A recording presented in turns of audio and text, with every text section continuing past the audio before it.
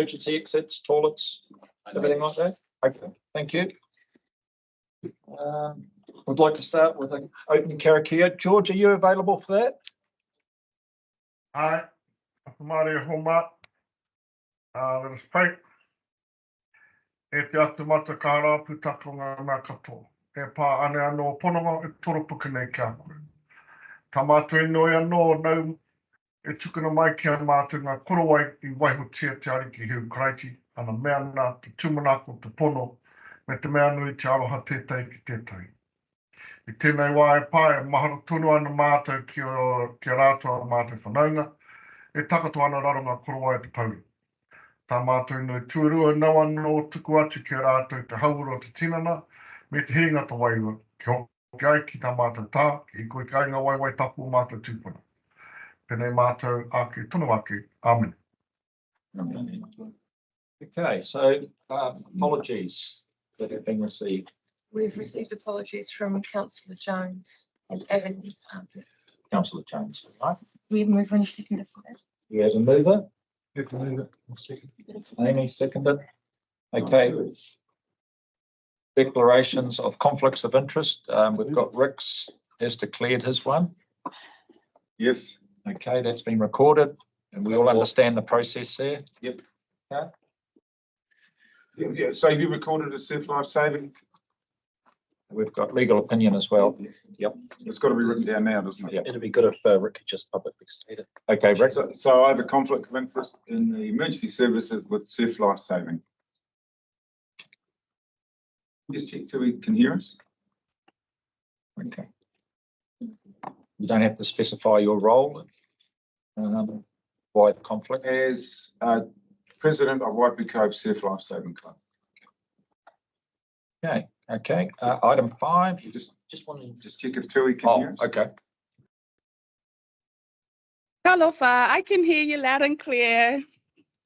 Right, we're on to item 5.1. We confirm the minutes of the long-term plan hearing on the 7th and 8th of May. Do I have a mover?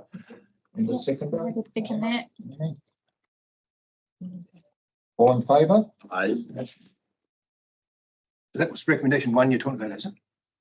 This is item 5.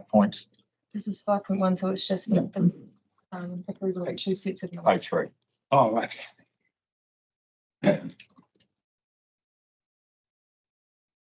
All in favour? No. And we move on to page 17 is the start of the report, and our first recommendation is starting page 18. 17. So just a process one, Chair. If we go line by line, and then at the end of the day, we look at the totality of it all. How do we actually can we amend our decisions? Or we're going to pass an omnibus resolution at the end. So we're going to a line by line is going to be indicative, and at the end we actually move, because it could be that we might want to adjust from the end of this process. I'll need some advice on that because this is my first deliberations. Got a chair and Chris, help me if need be. Councillor Carr's raised the question of do you get to go back basically and revisit your decisions once you see what the final percentage increase looks like at the end, once you've gone through everything? Is that your question? Yeah. You know, if we're resolving line by line, yeah, or if we're just doing the sharp ends line by line, and then at the end, we look at the totality, and we might want to revisit something. So at the moment, you've got all the resolutions here, and then close to the end, I can't remember the resolution number, but you've got the one that says what the total rate is based on the current recommendations, which 135, which is 10.07%. Is that correct? 10.24. 10.24. Thank you. How it generally works, Councillor Carr, is that you need to go through each resolution as you go and make a decision on them. And if you decide to take particular resolutions out and or take funding out, then Kyla and the team will have a running percentage that they can, so they adjust it so that when you come to your final one, you have an adjusted percentage I'm not sure that there's the ability for you to go through all of the resolutions line by line and agree in principle without actually passing resolutions. Which is kind of what you're wanting to do, yeah? Like, Yeah. Because when you get to the end, it's kind of suddenly, unless you're adding away a percentage. Okay, Amy's got a, Can I just suggest that, so my preference would be that we just check in with a rolling total Yeah. as we go, we can do that. because the risk we run, which I think we ran into with the annual plan, was that we got to the end and then there was concern about the final number. But the idea that you would share off a certain percent and then ask staff to go back and make that work means we've completely lost transparency around the decision making. So for me, it's really important that we agree to the amount, resolution by resolution. But if we have a rolling, if we know that everything that's proposed is the 10.24, but anything above proposed, we can get an update from staff as we go. That would Double help checking me. that we can provide that service. Yeah, so Joe, as we go through, we can remove bits of percentages based on your decision, so you can see through the process as it's going down. Is that all right? As you go through and make decisions, you can see, okay, this bit's come off, right, it's removed, it's brought it down to X, Y, and Z. so are you concerned, Joe, that we'll get to a position that we won't be able to reflect back that we've made a wrong correction? Yeah. You want an option to be able to revisit? Well, obviously we did that. And I suppose Amy's point was that it makes regurgitating the whole thing again. Okay, Marty? I'd just like to question how it fudges transparency by shaving a bit off the lot. Coming to an agreement in principle as to the amount that we might want to commit to each of the items, but at the end, if it seems as though it's too big or whatever, that if we want to shave off 5% or 10%, that still sticks with those principle of the priority of each item, but it gives us flexibility to shave.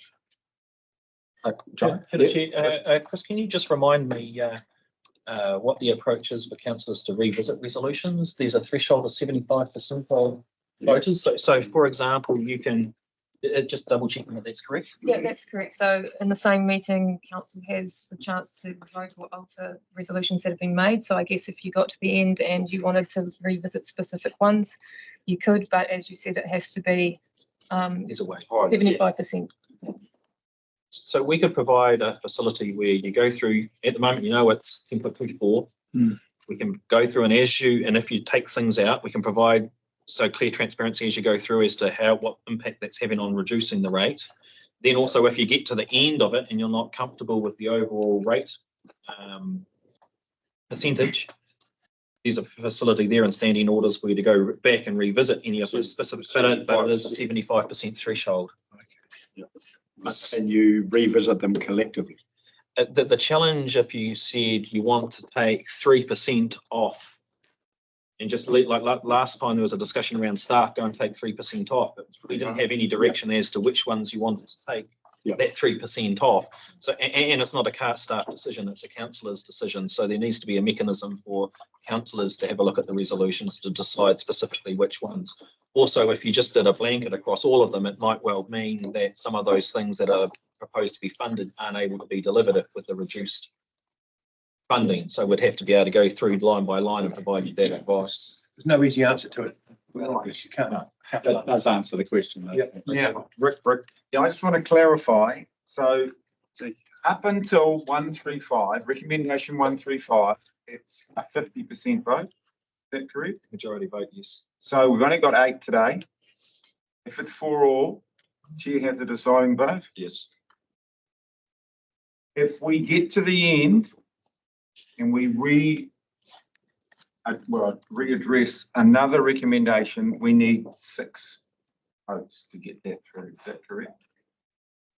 So you're saying the 75%? 6 of 8. You've only got 8, so we've got to have 6. So if we go to the end, agree, and somebody wants to go back and revisit, we then got to get at least 6 of us have to agree to go back. Is that right? That's right. That's correct. Okay, so So everyone's as long as everybody's clear of the process. aware of that, and at the moment, I just want to reiterate, if we go to recommendation 135, accept everything in the plan, it's 10.42 plus anything else we do. So that's right. Got that right, eh? Cool. Thank you. Everyone's clear, John? One question. We're here for 2 days, aren't we? Because if we're going to get this through in 1 day, if we do it in 4 hours, I've worked out we have to do 8.3 submissions per minute. So, this is a big job. So let's get serious about this. I don't think we need to be in a rush.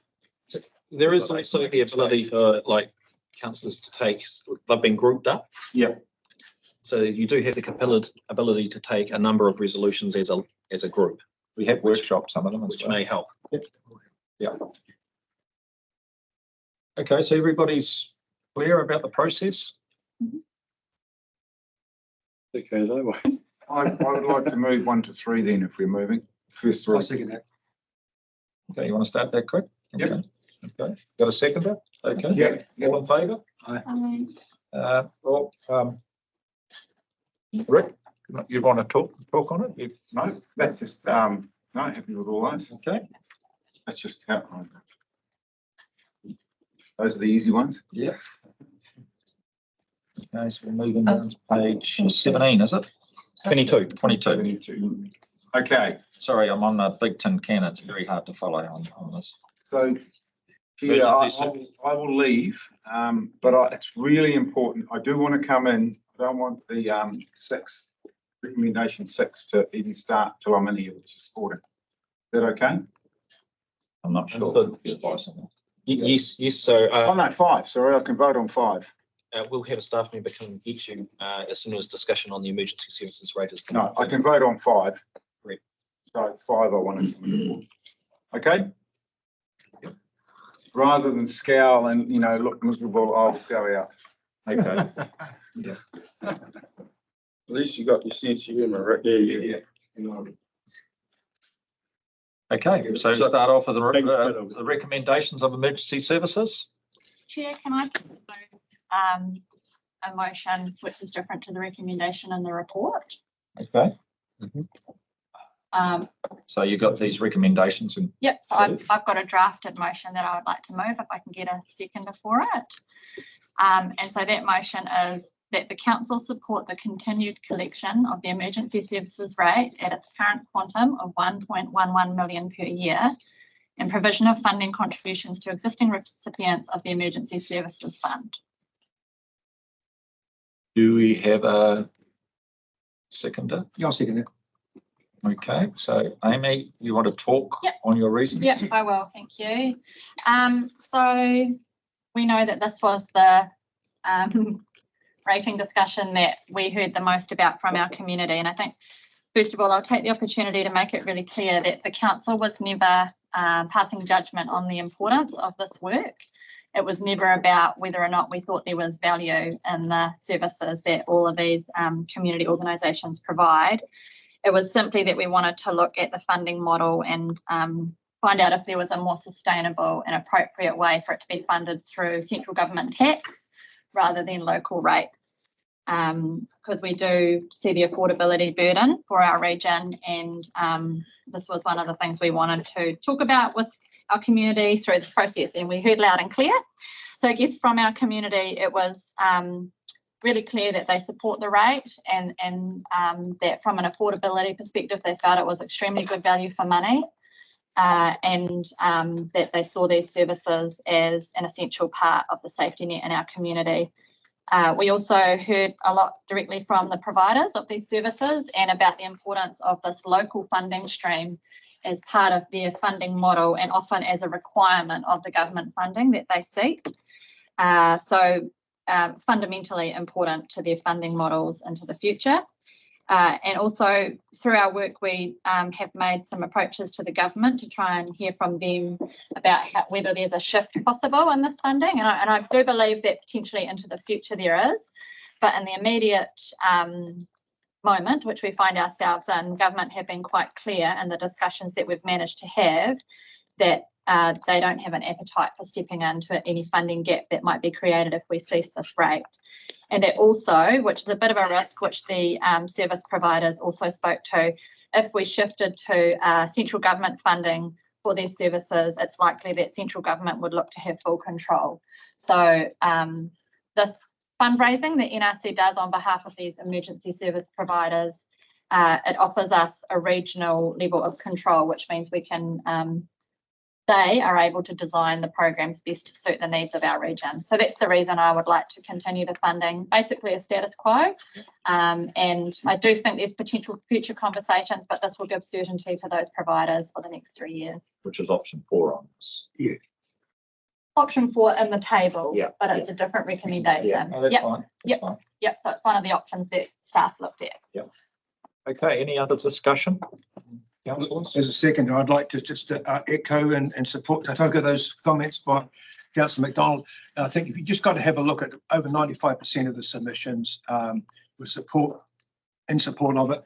The community doesn't want any risk to these programs whatsoever. So, you know, we've had a crack at the government. We didn't get the traction we sought, but we've got a chance to go back through our successive annual plans to see if we can get improvements.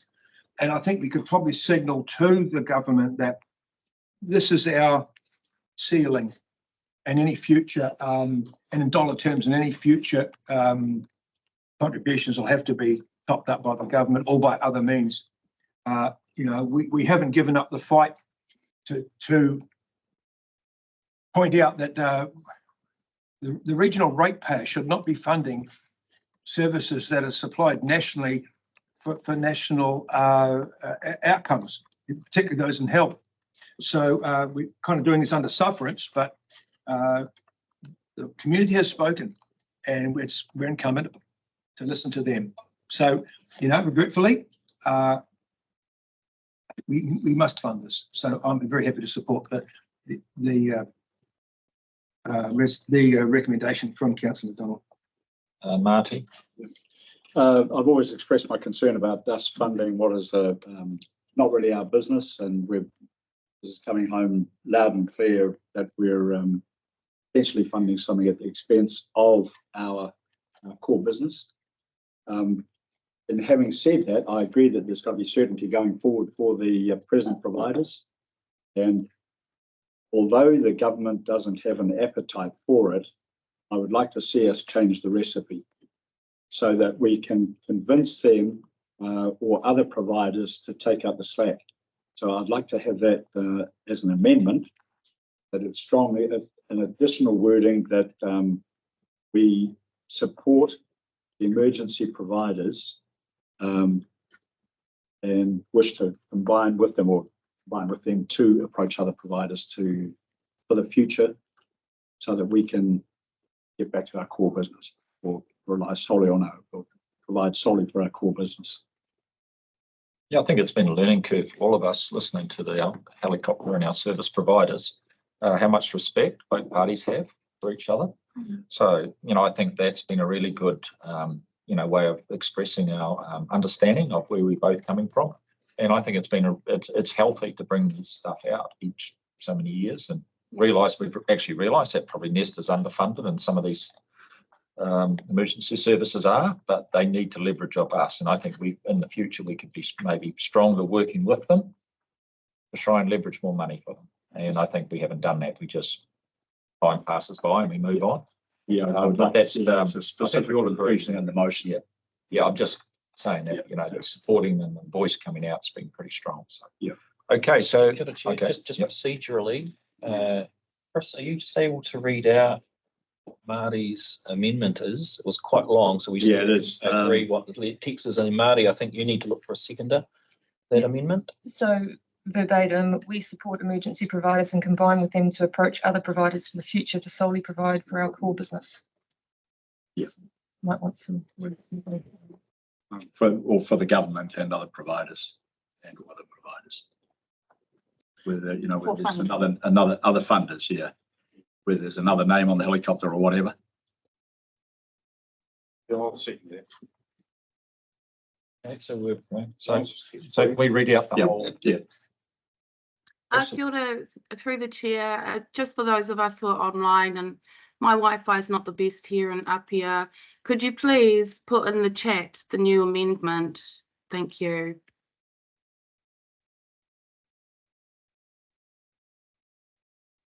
Is We it just have, possibly? just have to pause a moment because I Okay, have to join take a minute. the Teams Yep. link. Got one question. I'm not sure what that actually achieves. Don't they already do that, Marty? It's not actually specifically stated in the public arena, so that if it's put into this resolution, then it's clearly stated as to what we want to achieve into the future. So it's a 3-year Philip, or 3-year continuation with that stated aim. Just before I put this in the chat, the staff have suggested the wording in addition to your original, that council work with core providers to ensure that alternative funding can be secured by the government and other funders. Thanks, that's perfect. Is that what I said? No, it's been tidied up a little bit. Yeah. Are you still happy to second that? Yeah. One stage, probably I'll talk the substantive if it gets through, right? Okay. Yeah. We've got a mover and a seconder. Just checking across, so just maybe pause just to see if we can get it into the chat for Tui.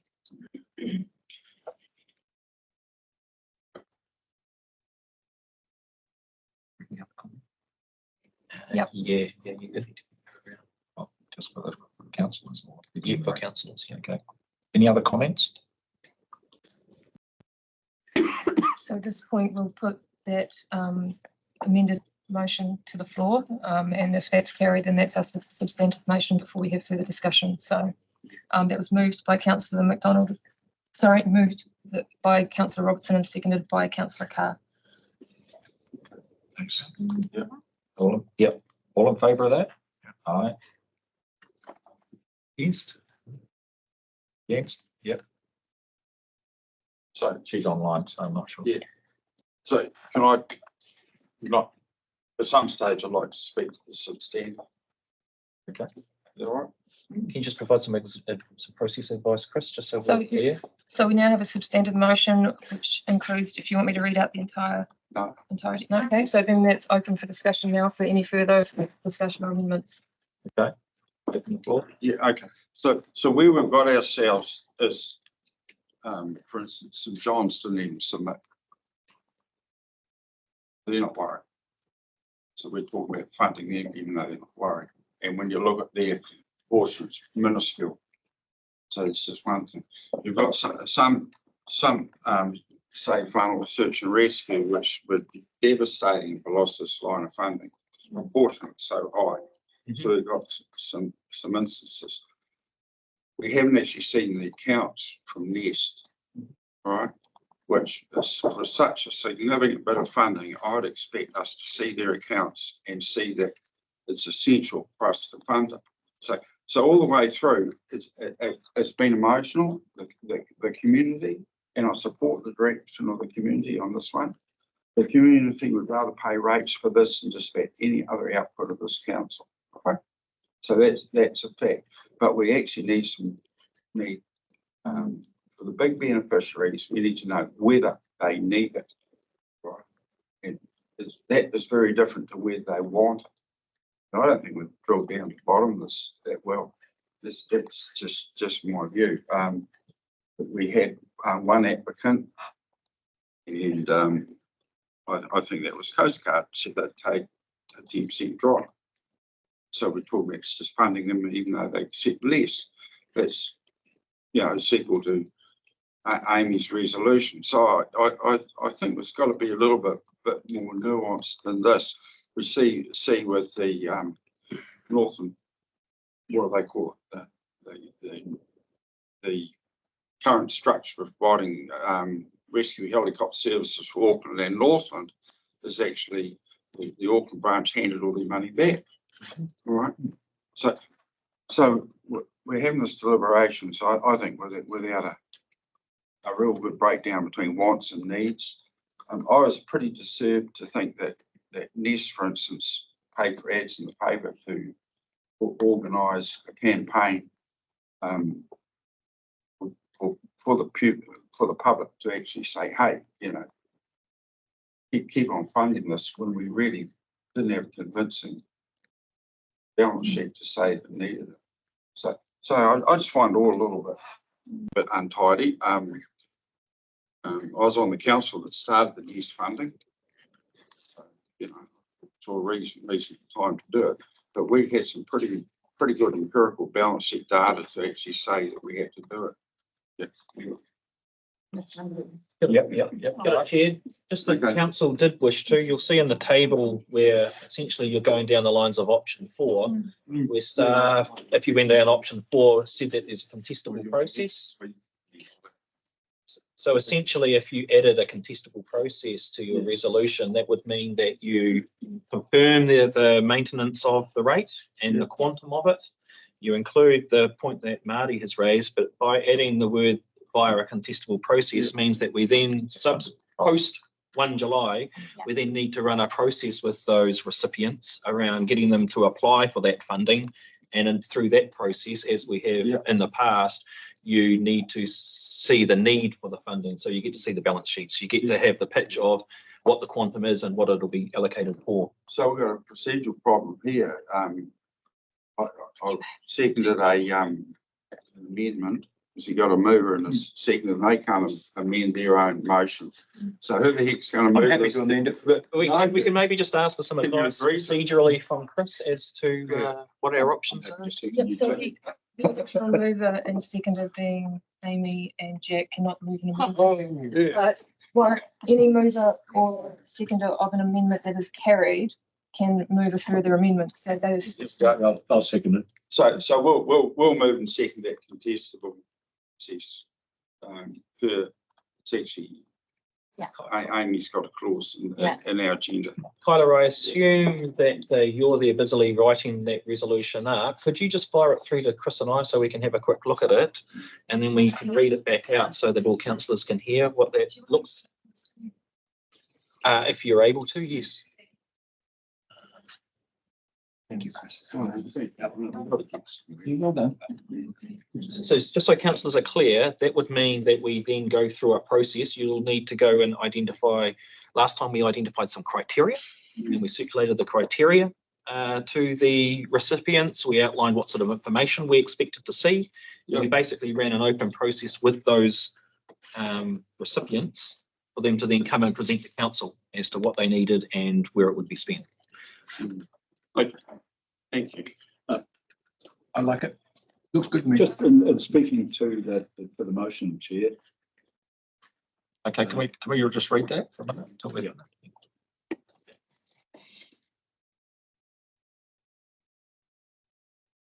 And we've got the subsequent amendment that we actually have. So that's been added. Oh, it is at the end. It's in the That's middle. added there. Okay, Via contestable process. yeah, I see. Sorry. Martin? Yeah, and hearing what Joe said about the submission process, that it was perhaps was so well promoted that was why we've got a large number of submitters. It would be pretty cynical for us not to listen, but to encourage people to make submissions and not to heed it. So for the vast majority of the submissions that were made, everybody had a chance to make a submission. The vast majority have been for continuation of the funding. That's why I'm So what we're agreeing on is the 1.11 million. Yeah. Okay, and then it's up for negotiation. So we all understand that? Yeah. Yep. Okay. I mean, just point out, just because we're collecting that money at that rate doesn't necessarily mean you have to give it all away. You can carry some forward. But we're introducing a little bit of contestability, which is a good idea, I think. The moving second for that. Thank you. Good governance. But just a question on that, Jack, through the chair. Jack raised a good point. If there are any surpluses, how do we actually hold them? Because what we're not saying there is we're going to cut this cake up completely. As Jack suggested, why don't we fully cut up? Kia ora, Chair.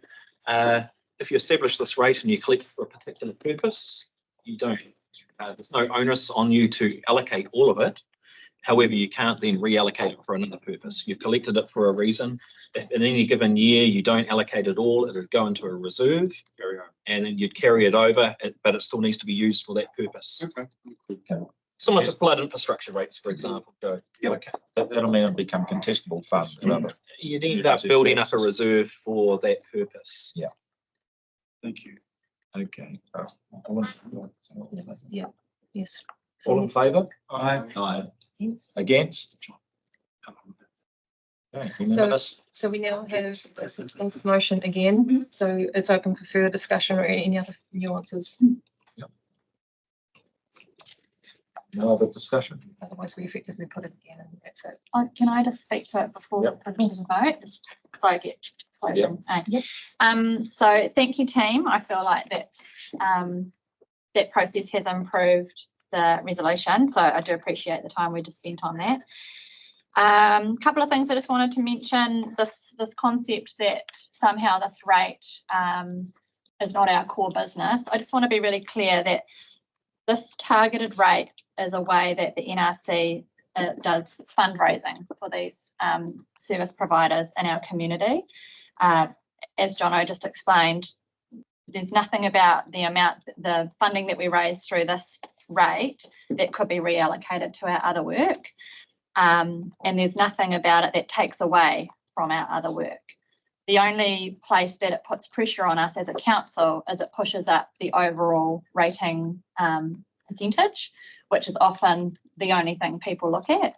So I guess I just want to encourage people to understand the separation of council's work and the rates that we are charging our community in relation to the work that we do, and see that this targeted rate is essentially goodwill fundraiser that we do for work that we can see as extremely important to our community, and let's not cross them over. And on that, I guess, John, I'd be interested to understand how we can better communicate that through the way that we actually charge the rate. And I know we're talking about renaming, but also it is essentially a fundraiser where we don't take any money from it. So how best we can almost separate ourselves from that percentage, given the strong support we have from the community to continue to be a fundraising body for that greater good. Yeah, that would be something I'd like to understand. We can definitely come back to council chair through yourself as we communicate decisions around the LTP. Yeah. Around making sure we communicate that clearly, but also then using that as a lead into how we communicate council support for the emergency services more generally through that 3-year term. So what you're saying is our core business and then a community good stuff needs to be communicated properly, because otherwise people say, you just. Well, we'll get dragged over the coals for whatever our total rate increase is. Yeah. But actually, they're two separate Yeah, things. so total rate Yeah. increases here, Yeah. and this is our community good stuff that we're doing up here. Yep, I think, John? Just one point on it. Amy, you've explained everything really well, but because this isn't a rate increase, this was already in the, when we talk about a rate increase, we naturally think, we're actually doing more, aren't we? But this is actually already in it. By leaving it in, the rate will be this amount. But I think it needs to be clear that it's actually already in the last how many years? Yeah. And actually other parts of our work is actually going up quite a bit higher than your whatever percentage we end up with. So yeah, and I think I had a bit of criticism that that the emergency and the sporting rate was mixed together, and it should maybe have been separated out. So I think we'll read it. Thank you. Okay, there's some text up on the board there. I'm not sure who that's from below your name there, Christine. Excuse me, just 1 moment. It's just the. Oh, that's just what I put in there. Additional text. So if that's the conclusion, we just put the final motion to the. Yep. All in favour? All in favour? Aye. Against? Aye. I will just go and. Maybe, yeah, thank you. Chair, just because there's a lag between here and Samoa, can we have a bit of a lag of time between those in favour? Okay, you want me to slow it down? Otherwise, it's just- Or we could, yeah, Kia ora yeah, sorry, tātou. because Thank sometimes you just go straight into the vote and it doesn't really give us a moment to turn off the mic, turn on the mic. I can't sit here with my mic on, sorry. Or to make sure everyone's counted, we could have a raise of hands. Thank you. Kia ora, tēnā tātou katoa.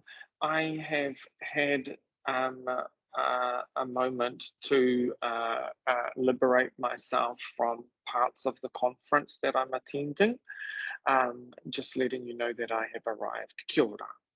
Okay. Are you aware that we've passed the emergency services rate? I have not been present for the meeting to date, so if you would like to provide me a very quick update, 30 seconds, that would be absolutely helpful. Thank you.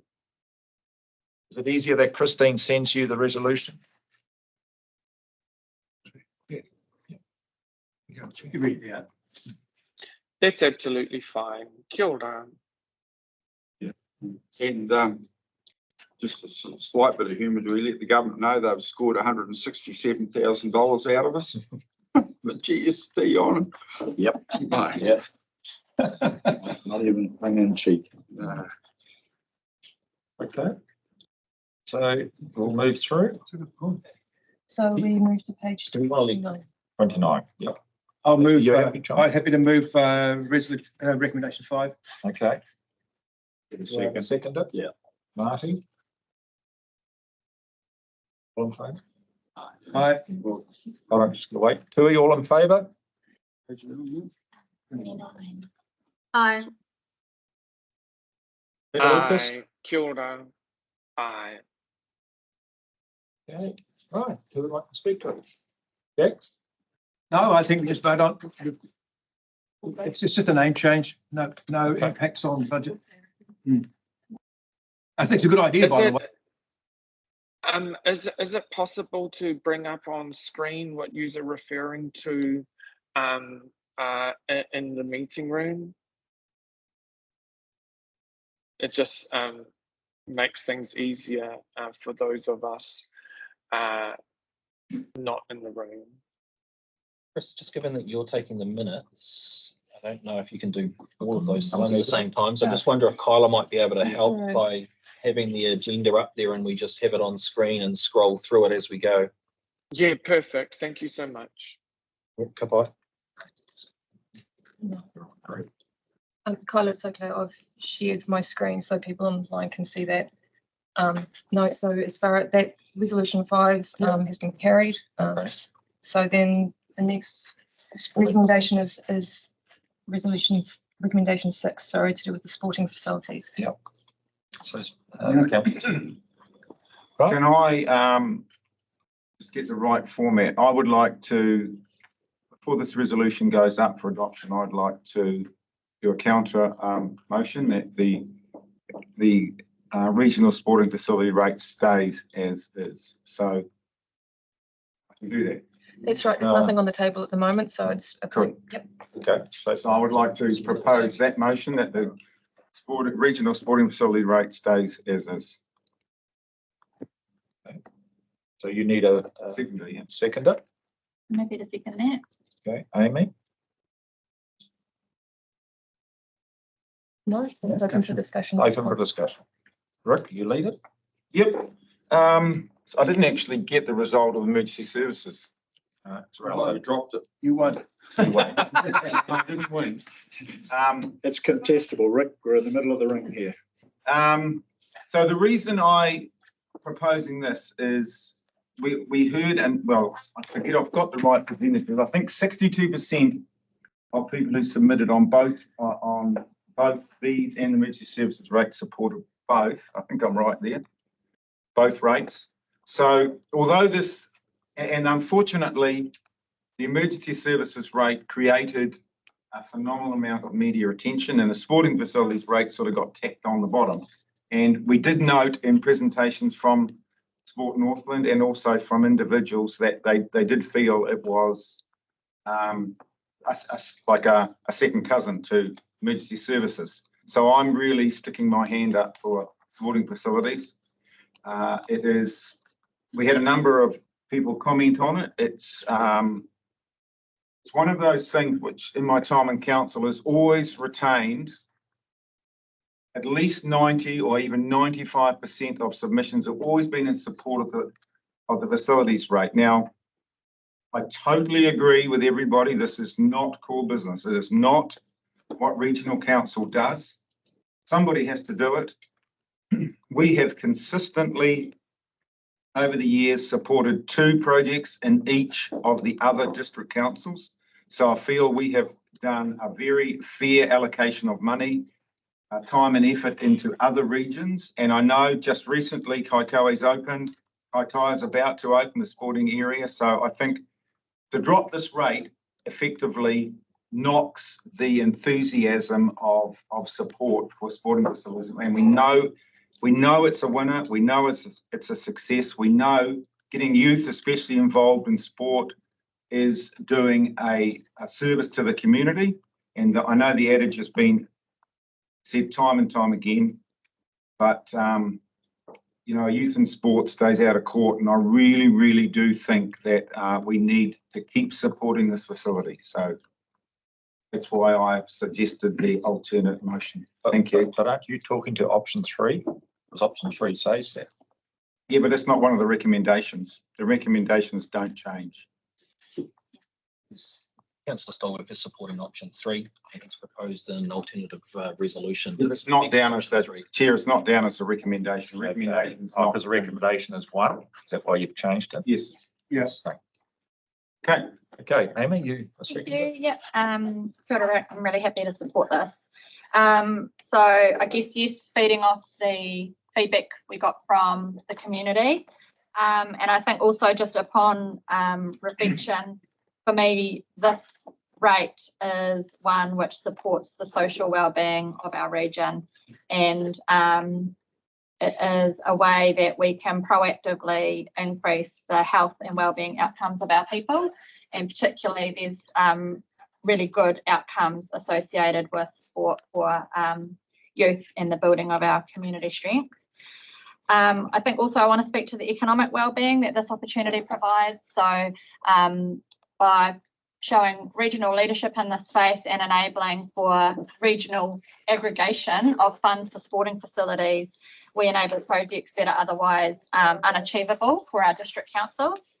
And those high value facilities mean that we can host sporting events in our region. Right now, our high performing teams, they go to Auckland, you know, they all travel to Auckland, and that's where they have their competitions and that kind of thing. So these facilities that are being built mean we can host in Northland our high performing sport, and there's an economic opportunity there for the places where these facilities are built, people coming in. And I guess just, yeah, want to reinforce the importance of sports for our social wellbeing, and to have high performing sports events at home means, you know, friends, family, whānau can come, watch, get involved, and it grows the opportunity. So again, understanding the need to balance affordability with aspiration, but I see this as really important and something which is very much for the good of our people. And I was thinking in the car on the way in, people have headspace and energy for supporting environmental wellbeing when their own wellbeing is, you know, that's fundamental. People need to be well to be able to do good for the environment and those around them. So to me, this is an important thing that we can do for the region. So I'm supporting it. You're supporting it, though. Yeah. Full. Yep, as per the motion that Rick has put forward. Okay, we've got Marty. Yeah, and fully accepting and supporting the reasoning behind the rate increase.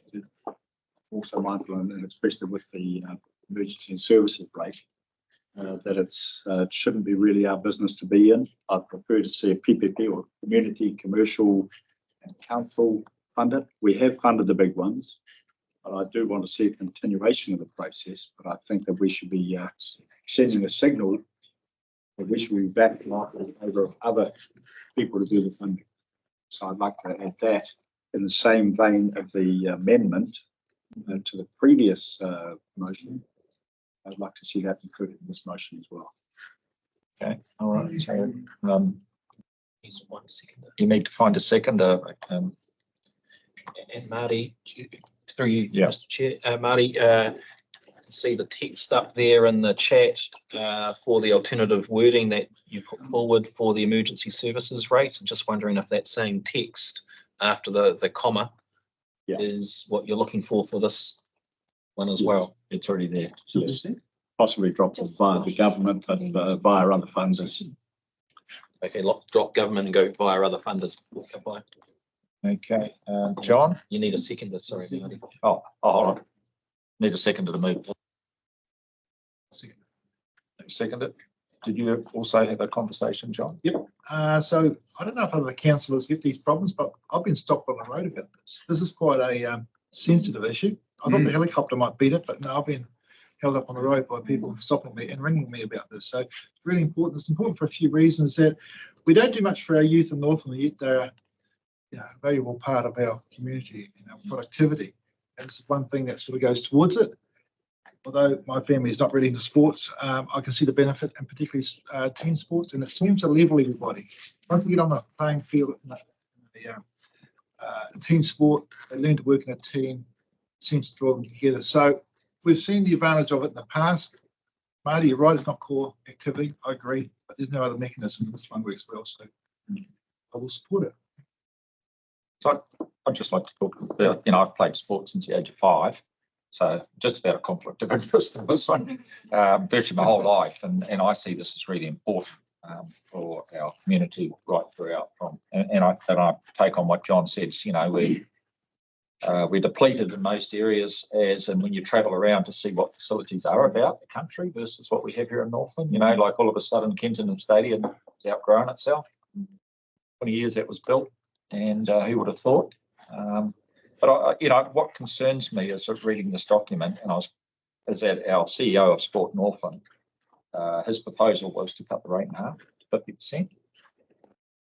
So, I'm just, have they really got a role on it on page 30?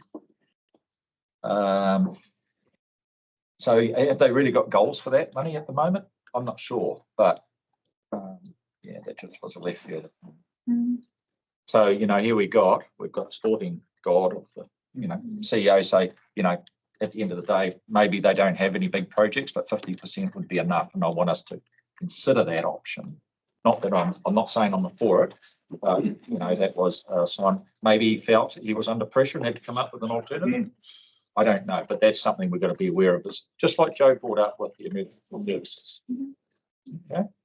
Okay, so I've got Tui with hand up, Tui.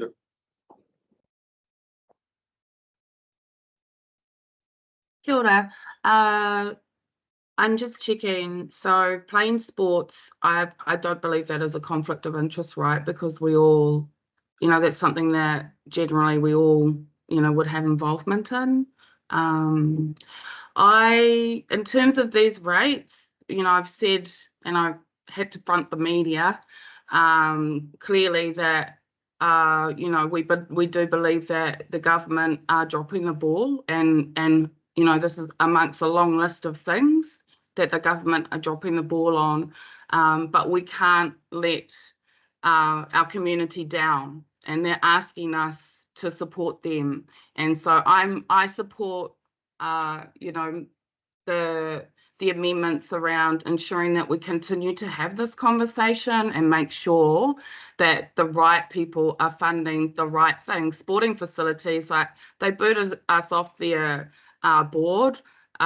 We have had zero contact with them since I've been chair. I don't know about Jeff. We haven't heard anything as councillors. Maybe we could have from this, we can have a more positive, working relationship. So I will be supporting. I believe they undersold themselves. They could have asked for more, as everybody else does, but that's me for now. Kia ora. Okay, Joe? Yeah. I think that we've got our major sporting organisations suggesting a 50% satisfactory is where we should pitch this. Throughout the region, there's some marvellous facilities have been built, and reality is this is a strictly council role for much of the sporting amenity. The councils are required to appreciate anything we build anyway, because we step away from that and say, here, it's yours. So we're actually funding district council assets, and done a huge amount in the past, and I think it's time that we phase down. I support 50% figure. Okay, Jack? Yeah, thank you, Mr. Chairman. I agree with Joe. I can't personally support any more than 50% of the previous rate. Personally, I've been a sponsor and a supporter of sporting facilities for years now, and I believe in you know, the power of sport to, you know, kind of shape people's lives in the positive, and I see it all the time. And I'm a great fan of it. I've been a member of many sporting bodies, admin. But we have to consider what the staff report said about this. And forgive me, Phil, I can't remember the exact figure, but I believe there was no actually large projects still in the pipeline. I know we've built a lot of great regional facilities, but this rate was set to build regionally significant large projects. And the staff report indicates that it's largely fulfilled its purpose. So I think we need an exit strategy from this rate. And because really what we're doing, as Joe said, we're really just collecting rates on district council's behalf, because they end up owning the assets, we don't. So I can only, in all conscience, only support a 50% contribution and make it a subject for annual consideration, not for 3 years. So that's option 2, Jack. Yes. Well, I think it is. Look. Yes, but with the annual provision. With an annual provision, so to be 2 amended. So if you move that amendment, I'll second it. Okay, so Tim, I amend. Oh, sorry, I want. Yeah, excuse me, we've currently got an Okay. amendment on the table we need to deal with Oh, first okay. before we. Okay, deal with sorry, another so we one. need to vote Thanks. on. Thanks, Chris. So that was the amendment that was moved by Marty and seconded by John, and was adding on the nuance that council works to ensure alternative funding can be secured by other funders. But do I get a chance as the final speaker before it goes to vote? You a second amendment? The original mover gets a right of reply at the end of the discussion, not for amendments. So Rick holds that right of reply at the end of the discussion. So that needs to go to the vote, Chris? Yep, so that needs to be put to the vote before we can take further amendments. Yeah. We have some more discussion on that. Okay. Yeah, the discussion I have on in speaking to that for the amendment is yes, as Jack said, we've largely fulfilled its purpose and done all the big ticket items.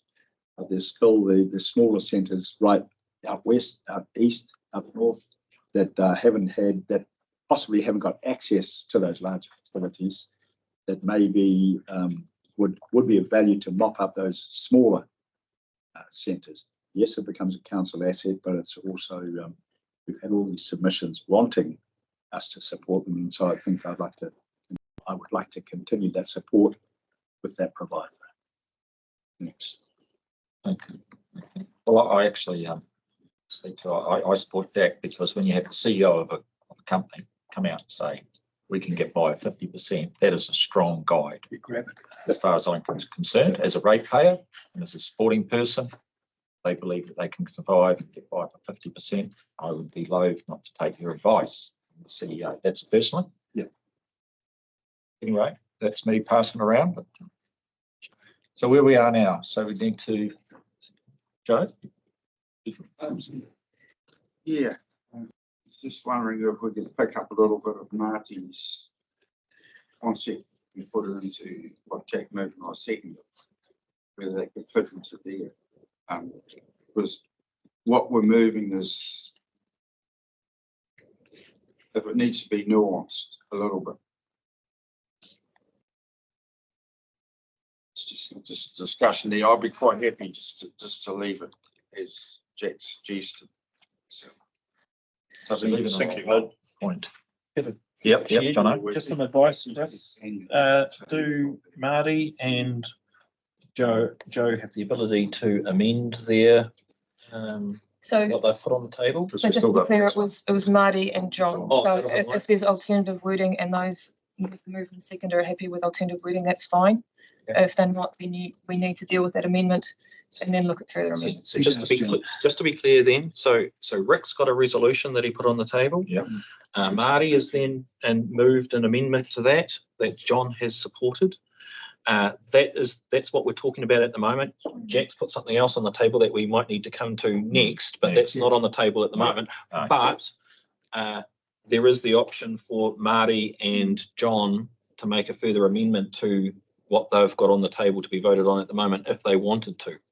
So virtually what Rick's saying is he's supporting option 1 with an amendment to option 1. Option 3. Option 3, sorry. Yeah. And you- Sorry, yeah, option 3. Yeah. So for Sorry. example, Definitely not option 1. No, that's option 3. Well, I'd be happy to do a sinking lid of 100% first year and 50% thereon. So just chair, perhaps we should. Listen, what Jack in option 2 is quite different to option 3, and it's listed.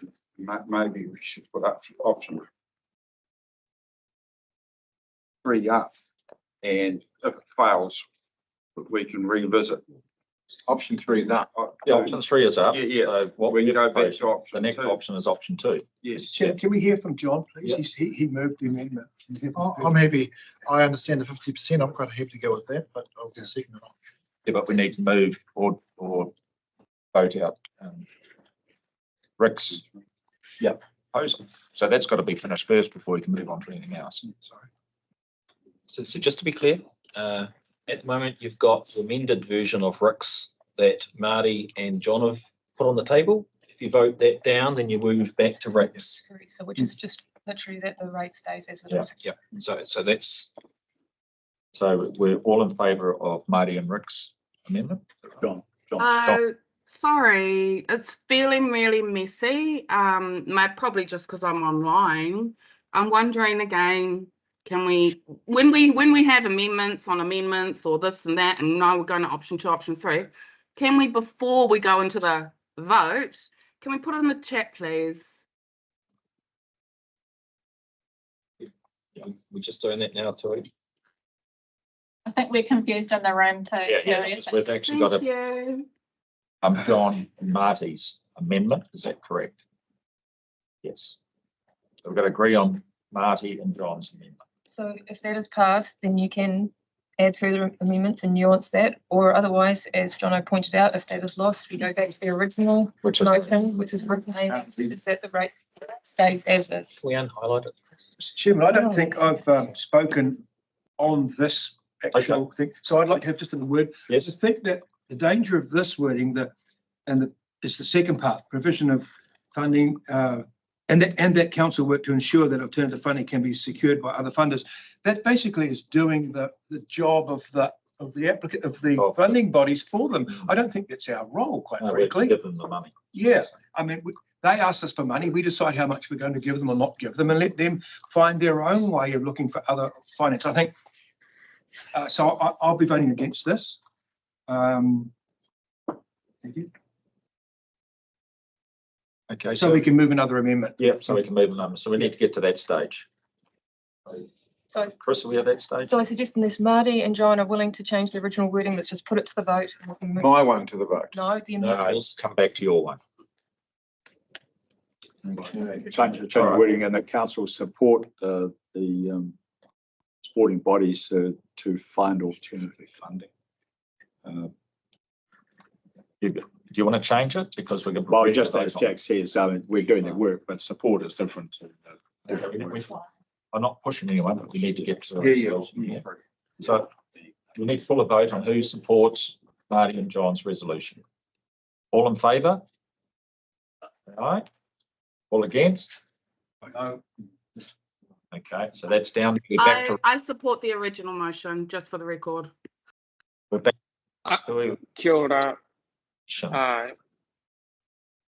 So Rick's original motion was that he virtually was backing up option 3 with a wording change. So he's spoken to it. Yeah, spoken to it. Now, who was the seconder? Me. Okay. Yeah. Amy? I already spoke to it. Can we just bring option 3 up on the screen, please? We can only see 1 and 2, just so that we're clearly looking at what is being referred to in the conversation we're in. Kia ora tātou. Yeah, and right now we are voting on the latest set of text in the chat too, right?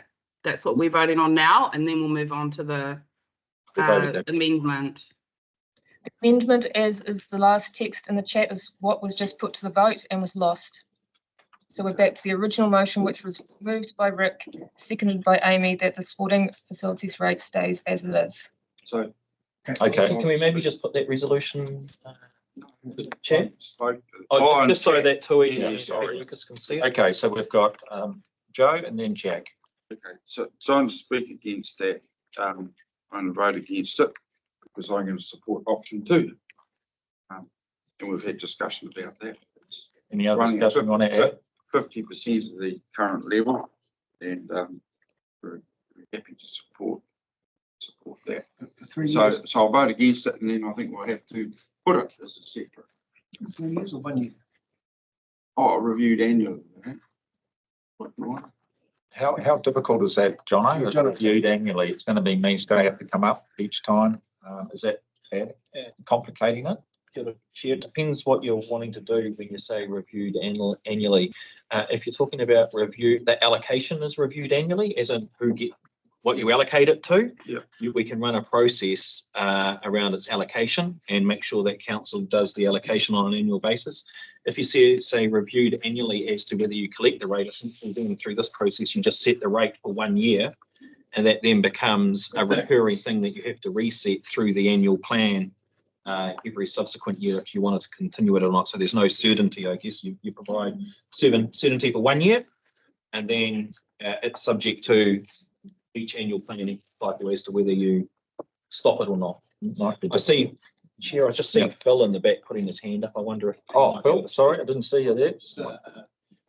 On the logistics, part of the reason why the RAC's been successful is that we set it for 3 years, and those that apply and are successful have that in their back pocket when they go to other funders, which means it actually builds the fund up their project. If you do it annually, then it's kind of a lolly scramble each year and they've got no certainty. And therefore going for other funding is less certain. So I guess I would more encourage a sort of a 3-year plan. Yeah, that's good. To give certainty to leverage money from the government? Yes. Okay. Or government, yeah. Yeah. So it's just a thought. Okay. Yeah. Okay. Tui? Oh, sorry. I know, Jack, you were next, and then Tui. Oh, thank you. Yeah, and taking the advice of Phil's advice there, he's actually quite right. These organisations do have to plan a year or two ahead. So on that basis, I'm quite happy to move the option 2, continue to rate at 50% previous rate, but for the next 3 years, rather than annual review. Okay. Thank you. Okay. Just to clarify, we've got Rick's one that's on the table at the moment. Yeah, Yeah. okay. Yeah. Tui, you got a discussion around this? Oh, no, sorry. I was just doing a thumbs up for Phil's intervention. Thank you. Okay, we need to, first of all, vote on Rick's recommendation. You got what? One I'll last just get a chance? right of reply. Right of reply? Yep. So when you're ready, Yep, we're ready. nobody else? Amendment first.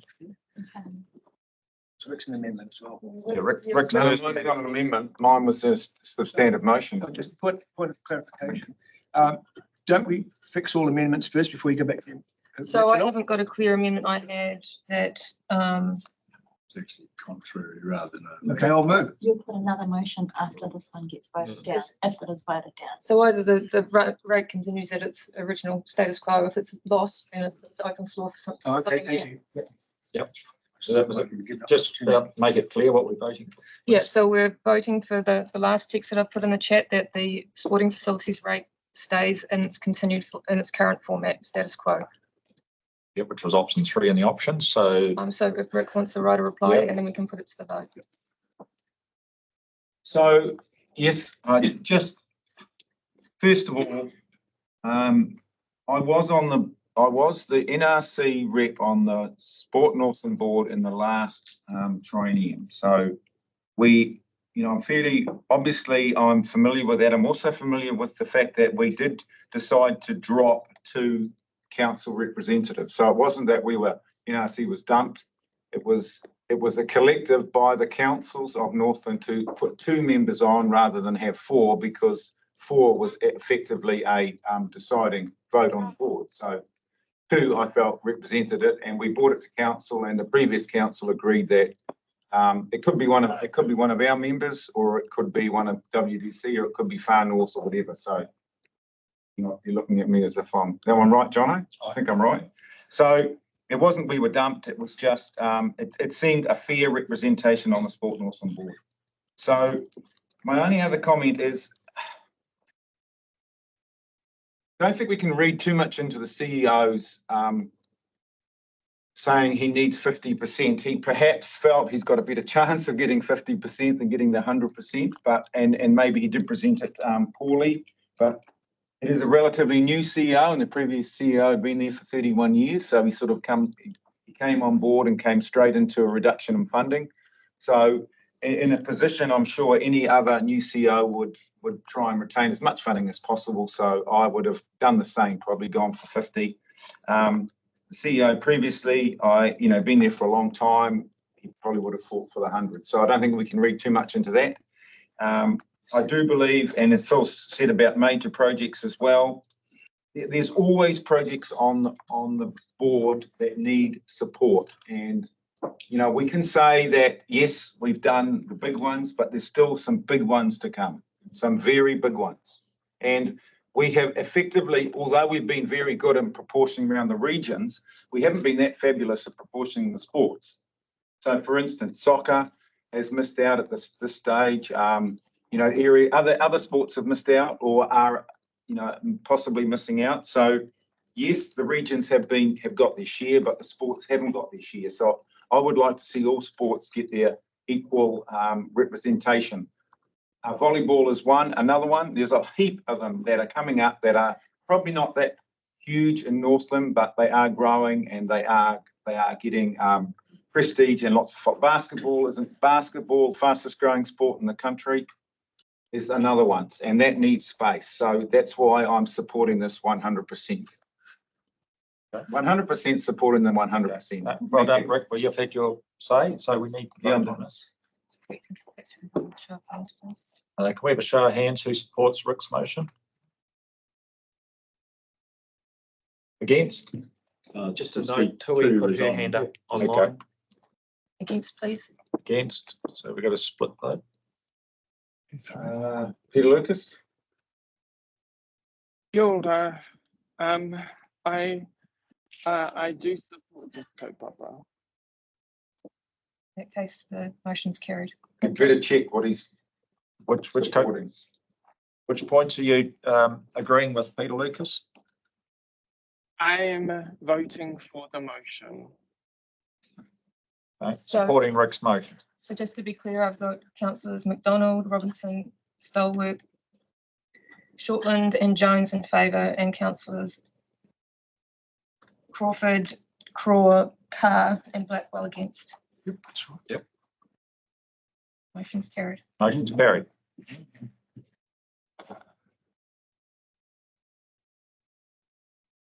Right. Surely. Yeah, we'll get to learn about all these motions and seconders. So the next set of resolutions are on page 33 in relation to the natural environment.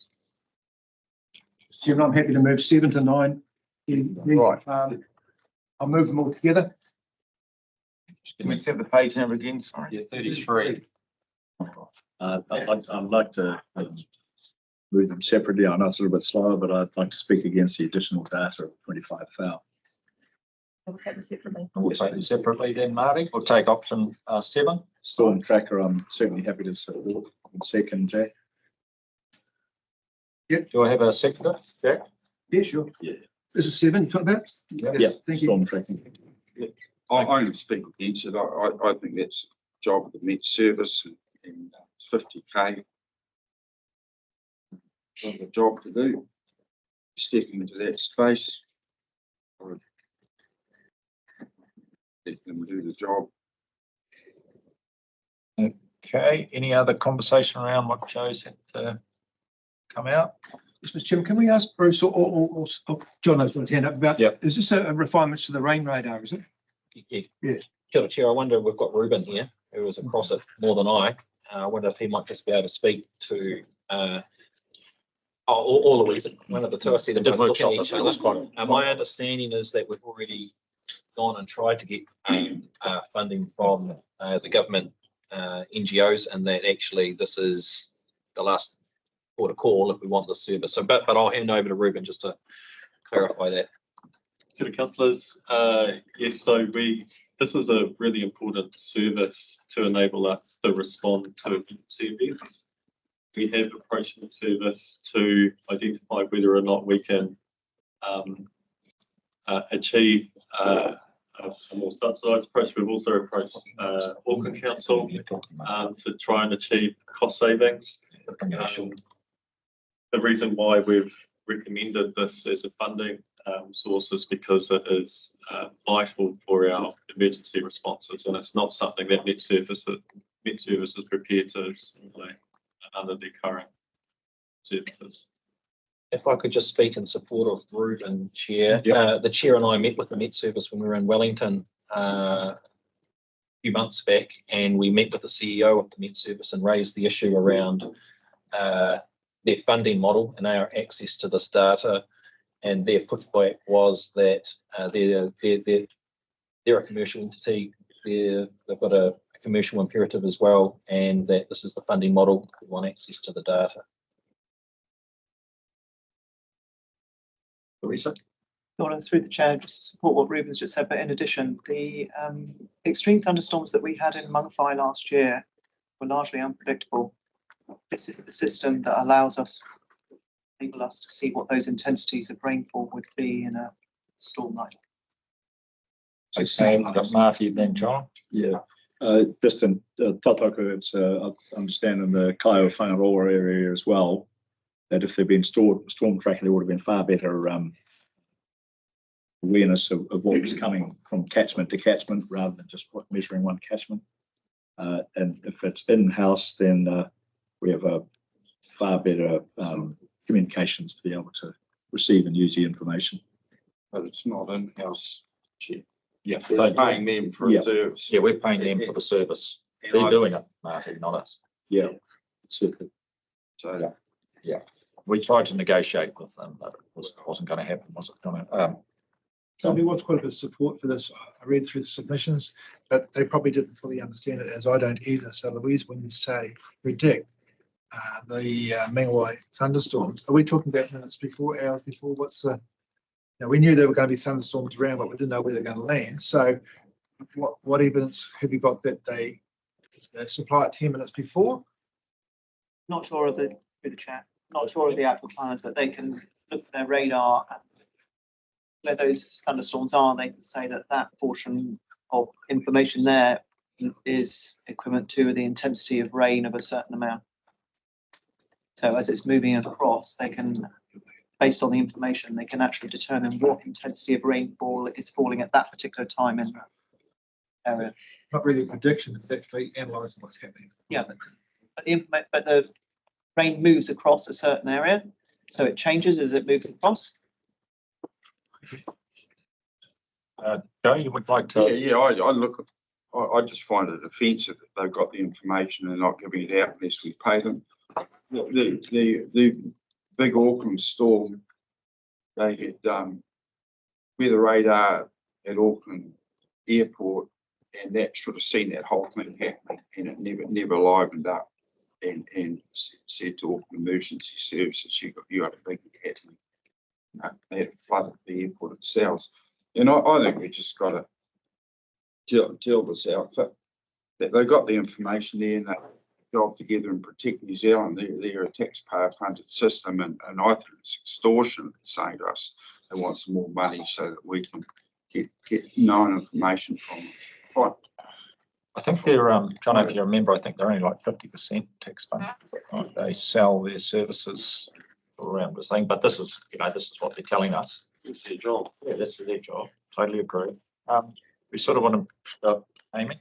Yeah, I just want to, I fully hear what you're saying, Joe, and I think actually it's really reasonable, and it's a bit of a common theme thus far in our decision making around the fact that we are seeing gaps in what we believe should be centrally funded work. but also that we are not willing to leave our community behind and the things that we believe we need for our region. So whilst agreeing with you, I'm sitting in a place where I would like to support this work because I guess from a climate change lens, we are expecting to see more of these fast moving extreme rainfall events. And so the better informed we can be is actually really important for our communities, particularly those in quite isolated locations. But I wonder if we can make a secretarial note, or rather than an amendment, which would be a bit funky, just that maybe we could bring it to the regional sector or something like that. Look for those opportunities where we can group up with the other regional councils and put the case to government around some of these things that we all need, and how we can get buy-in so it's essentially funded rather than regionally. Because what we're doing here is signing up for $500,000, 10 years. Yeah. Yeah, because it's goes into our long-term plan. It's an annual plan. Over 10 years. Over 10 years. Sorry. Yeah. So, if we put in the big picture, we've got to think about that too. And Joe's got some really valid points. Yeah. Absolutely. On top of what we already paid. I'm not sure. Can I just ask a question of you, Ruben? Currently, what are we paying in support of this? Is this on top of a fee that we already pay?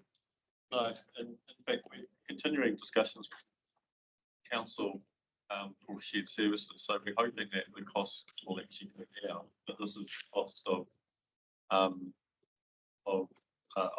the ongoing service for this.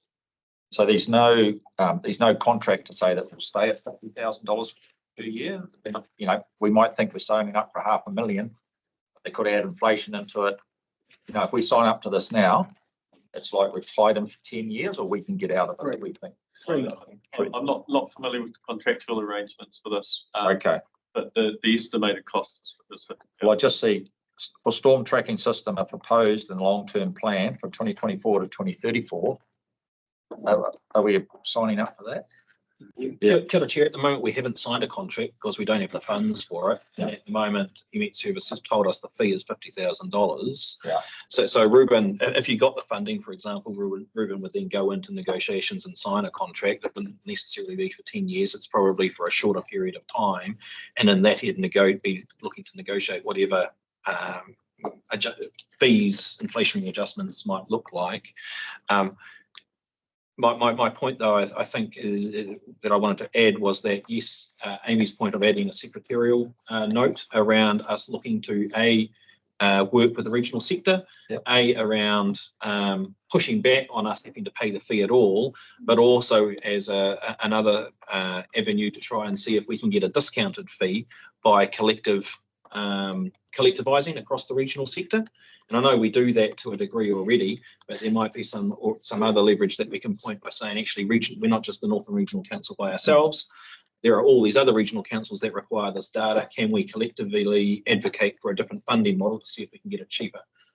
Because I think, to your point, Joe, and if you remember, Auckland signed up for like 900,000 for the service after their storm event. It was something horrendous. Tua, you got your hand up? Thank you. I support the resolution. I like to take a look at these things and think, what would our end of the road communities need? What would our far north Te Hiku whānau, who are so totally exposed, what do they need? Could this save lives? Could this save lives? Could this save, people? I said as a recommended tool and an opportunity for our council to be, more of a part of the work of Met Service and the like. So I support this recommendation. Kia ora. Okay, that's good. But if we look at recommendation 8 in sequence, is that all on top, Ruben? Chair, so recommendation 8, it's a separate service from Met Service. So that's data that's effectively being used to calibrate the flood model that we use to predict. It's got additional data provided by Met Service. Correct. Yeah. So it's different service provision that they provide. For the Kaitaia flood. For the Kaitaia flood. All right, so we need to move on with this recommendation 7. So are we had enough discussion, John? Okay. Who's in favour of the recommendation? Peter Lucas has put in the chat that he's in favour. Against? Yeah. 2. I just think it's absolutely offensive of Met Service to have the data and not provide it to us unless we pay them for it. Yeah. I think it's morally disgraceful. Oh, maybe it's something we can work on. Just to confirm, councillors, that you'd like the secretarial note added to the resolution as well. It's been Joe down, he's got some work together. Okay, let's move on to item 8 of the science. So council supports provision to operational spend of 25,000 per year from 2024 to 2025 ongoing. I'm not going to read the whole thing. Do we have a mover? I've just got a question, just a little question, actually, before you move it. It says ongoing. How long would it be ongoing for if we're only trying to get a flood forecast model? Is that permanent or is that 5 years? You're saying like it? Yeah. Service forever. Oh, the chair, so we've accounted for that to be ongoing, and the reason for that is because this is a predictive model. Basically, we rely on this data to enable us to continually refine it. And so effectively, the model is a decision-making tool. It's only as good as the data that is input. So this is data that, again, we get the purchase of Met Service to enable us to effectively make good decisions around when to respond to emergency events. Okay, well, Joe, you're the chair of this. Yeah. Peter Lucas has already moved. So I've just got a question. There's all our telemetry data throughout Northland. Do we give it to Met Service and NEWA, or do we sell it to them? Yeah, it's a question. Kia ora, through you, Chair, it's publicly, it's in the comments, so it's publicly available. So the answer is any person has access to that. You've got us. Chair, I just note in the chat, I think that Peter Lucas, is putting in there that he wishes to move this resolution, and that Koe is happy to second it. Just clarifying that that's what you're looking to do, Peter Lucas and Toi. Okay. So it's been moved and seconded? Yeah. Yes. So, I'll Amy? speak to it. I'm not wanting to push in front of Peter Lucas though, if he wants to speak first. Oh, hold on, Peter Lucas, you'd like to speak to this, and she moved it?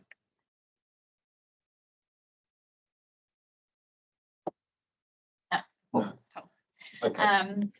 Kia ora, I guess for me, I just wanted to talk about the role of this kind of investment and shifting the way that we work. And I guess in some ways I consider us to be going through a transition from a more manual way of doing a lot of our work at council with, staff going out and checking gauges and all that kind of thing, to establishing these types of more high technology models and these sorts of tools. And so I guess I see this as an investment and a shift in the way that we get our data.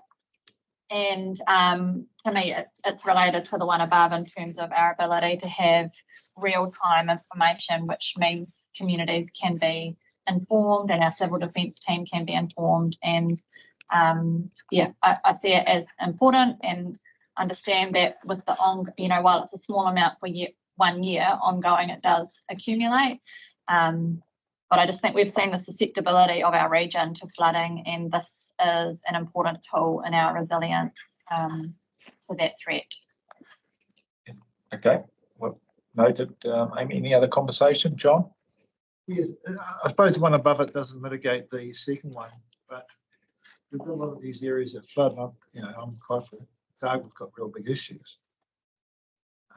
We could spend a lot of money on this if we started doing every flood area, couldn't we? So why are we doing Kaitai? Why are we doing Kaikoura and others? Or do you intend to do those in the future? Okay. Hold on, just back to the staff there, because that was a good question. Back to the staff. So you want to hear the question again? No, I get the question. Did you? Yeah, Louisa's got this one. Excellent. So if you remember, we were awarded some money through the through the Flood Resilience Fund to do some work on flood early warnings. Dartford is in that. So we've got some modelling to do for Dartford particularly. It's a much more complex situation up there because of the tidal influence and the coastal inundation. So we've really got to understand what's going on. But yes, there are plans to have a part of that project is to look at region-wide flood forecasting.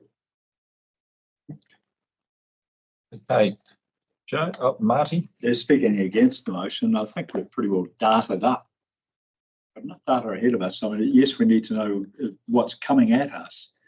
But I understand we've done all this infrastructure on the data that we've got, as well as building in contingencies for a climate crisis, for a sea rise, for Mātauranga.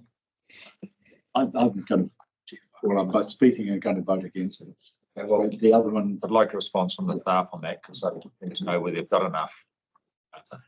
Ruben? If I could just add some context around that. So I'll just take us back to Cyclone Gabriel, and we had a team of 4 hydrologists working in shifts to work on predicting when to evacuate Ruawai and Dargaville. So we're doing that using old pieces of paper and calculations that had been developed over the years, basically a brain dump from previous hydrologists. And so it was a very manual process and it was filled with risk. And the value of this data is that it enables to be put into computational models so that we don't have a team of a whole team of hydrologists racking their brains around when to provide advice on evacuating. So it's about supporting decision making around emergency situations. just a question to, sorry, well, just as a question to respond to that. And you don't believe that the storm tracking system that we're going to be getting for 50,000 will be able to give us those sufficient information that you believe that the data is essential to go with it? Marty, I'll really chair, and Louisa will jump in if I get this wrong, but so there are parts of the puzzle. One is about providing an immediate response. So the storm tracking is a situation that will happen on the fly. We need to provide a response immediately. To put some context around the Cyclone Gabriel situation, from the time the rain fell to the time when a call had to be made about evacuating, I think it was about 72 hours before that call was made. So that's about predicting once the rain's fallen, how do we respond? So it's part of that emergency response puzzle. Okay, Jack and then Tui. Yeah, thank you. I'd like to speak in support of the motion. Look, when you had a look at the submissions that came in, apart from the the emergency services rate and supporting rate, it was just about the biggest chunk of submissions in support, and particularly from the far north. Now, I think, I know Joe's right. It does really grind my gears and us collectively that we have to pay for this data when it should be freely available, but we're talking about a privatised system here. Look, this real-time data can save lives. It can also assist with farmers in moving stock, and so it can save stock losses, but it'll greatly assist planning for our flood schemes. Now, we've got a huge flood management program in the far north, around Kairaiwa. So this will assist the planning for that, so it should save us money in terms of our planning about, what kind of level we have to plan for. So I'm dead keen on supporting this. Thank you. Okay, Tui. Kia ora. I tautoko what has been said. I'm perplexed about what kind of mātauranga is currently in the modelling, and therefore Māori thinks that there's no more modelling needing to be done. I have no idea what that is. He oi anō. I believe that our council, we should be the best council in the country at this sort of thing. We must be. We have to do this for our communities. I said it on the previous one. We need to lean into data. Data doesn't stop. Imagine if it did. you know, we have consistent learning, the technology gets better, and as Louisa has said, the unpredictability of Northland, you know, is what we are facing consistently now. And to me, this is a very small amount for us to, again, potentially save lives, save property, and, you know, keep our community as best as we can safe. Kia ora. Yep. Well, thank you, because you know, I think we've had enough discussion. We have workshopped 7, 8, 9 before, so we're well aware of the issues. So I'd like we've had a mover. We have Councillor Jones and Councillor Shortland. Okay, so Councillor Jones, your last conversation, or we're just ready to vote on it? Maybe we should just read out Peter Lucas's comment. Okay, I can't quite deal with Just 1 second. So Councillor Jones, this is dealing with the sea level rise related risk in Te Hiku is important in terms of flooding. For adaptation, we must maintain mitigation. Okay, so all in favour of item 8?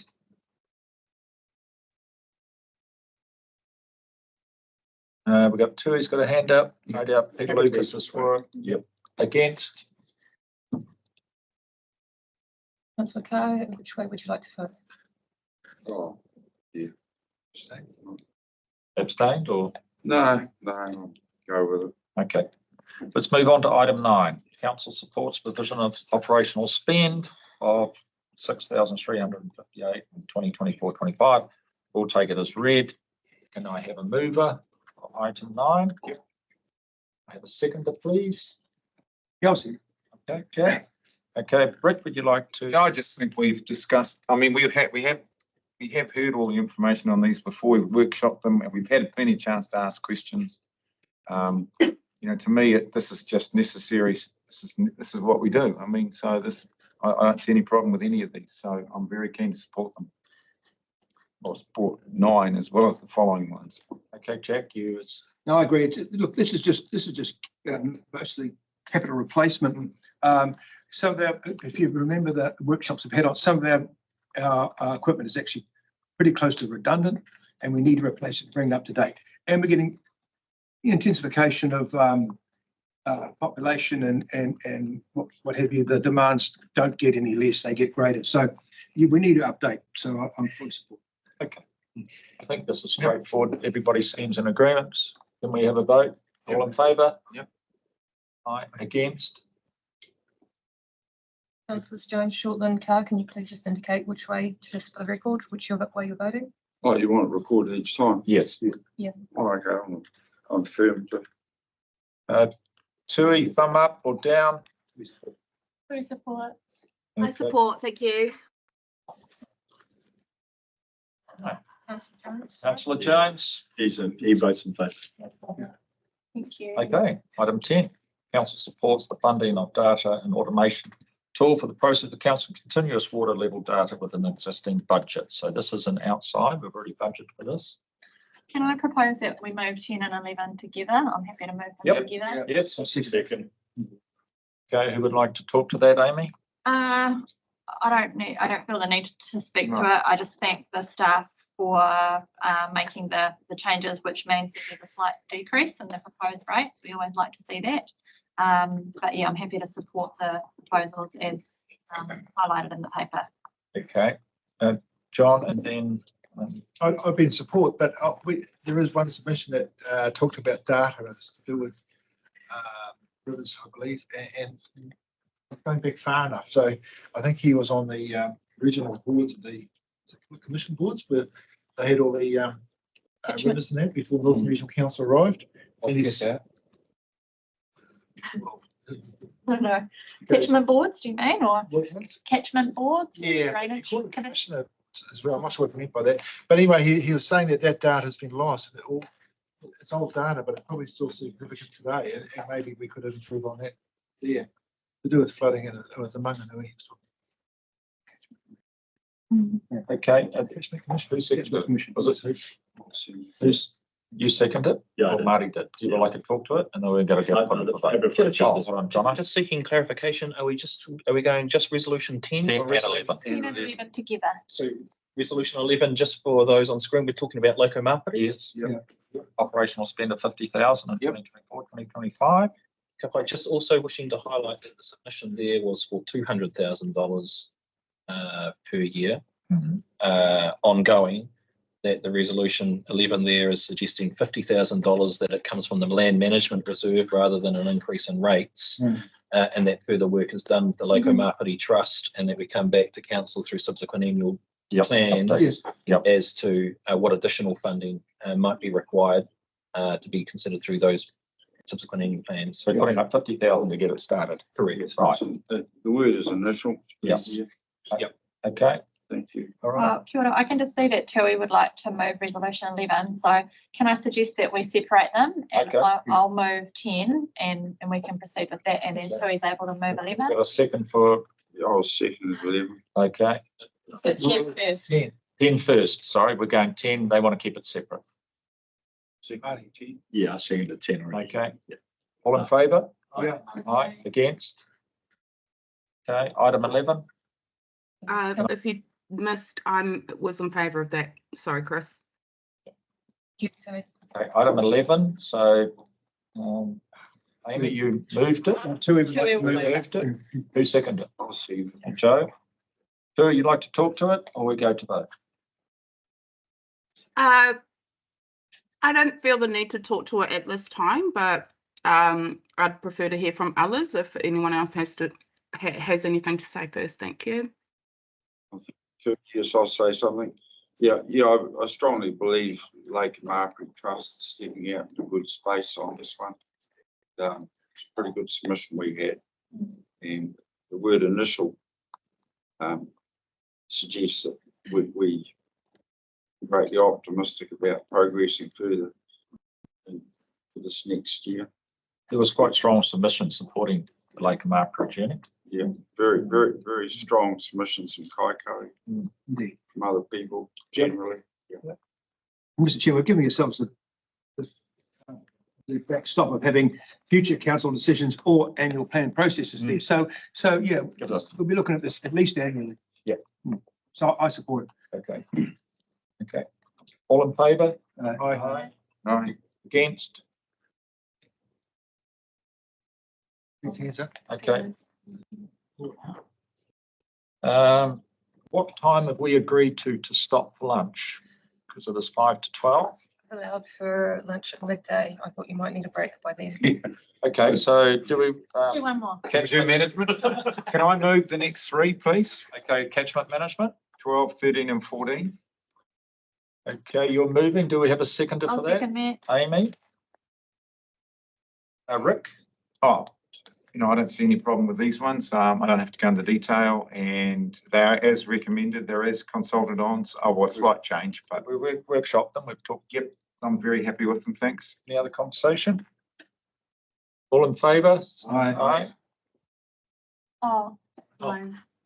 Aye. Okay. Sorry, against?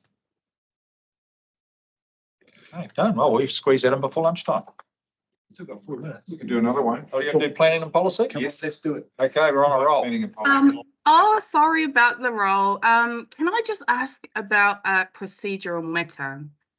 So I note that we have our tangata whenua people in the room as well. And, have we, this is kind of first time, so it's great, but have we considered whether or not, we wanted them to participate in, having a voice around the things that they support or not? Like, can I have a clarification from the chair on that, please?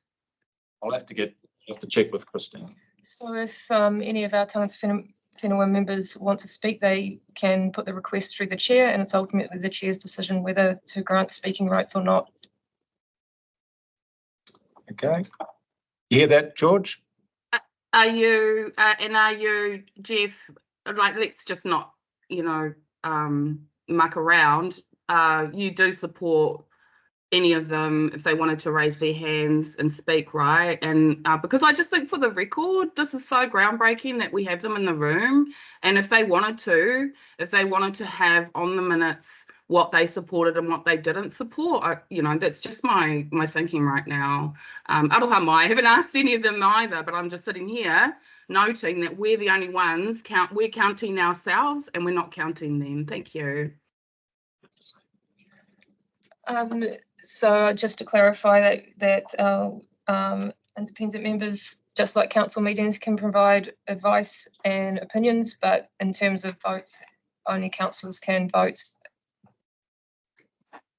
Okay, but I assume I'm not saying that their votes need to count in the official, numbers, but I'm just wondering.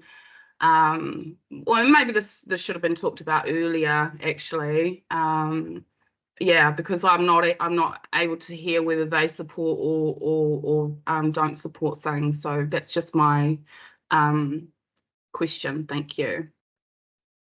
well, I assume that George and Nise are in the room, that if they have an opinion, they'll put their hand up and we would listen to their opinion. I don't see if there's any other issues with that, Amy. Yeah, I was just going to suggest as a way forward as well, which is available, is we've got the chat there. So presumably George and Nise have access to the chat, and so that can be also a way for, I'm not saying anything against them speaking up too, but as another way also it can be quite a useful way to just share information. Okay, Jono, is that correct? Is that procedurally correct? Kia ora, Chair. Yes, so there's two slightly differences there. George is also here as an independent tangata whenua advisor for council. So so he's able to speak. Steve. And Steve, yep. It's in standing orders. The chair has the ability to allow anyone, though, to speak to an item. It's at the chair's discretion.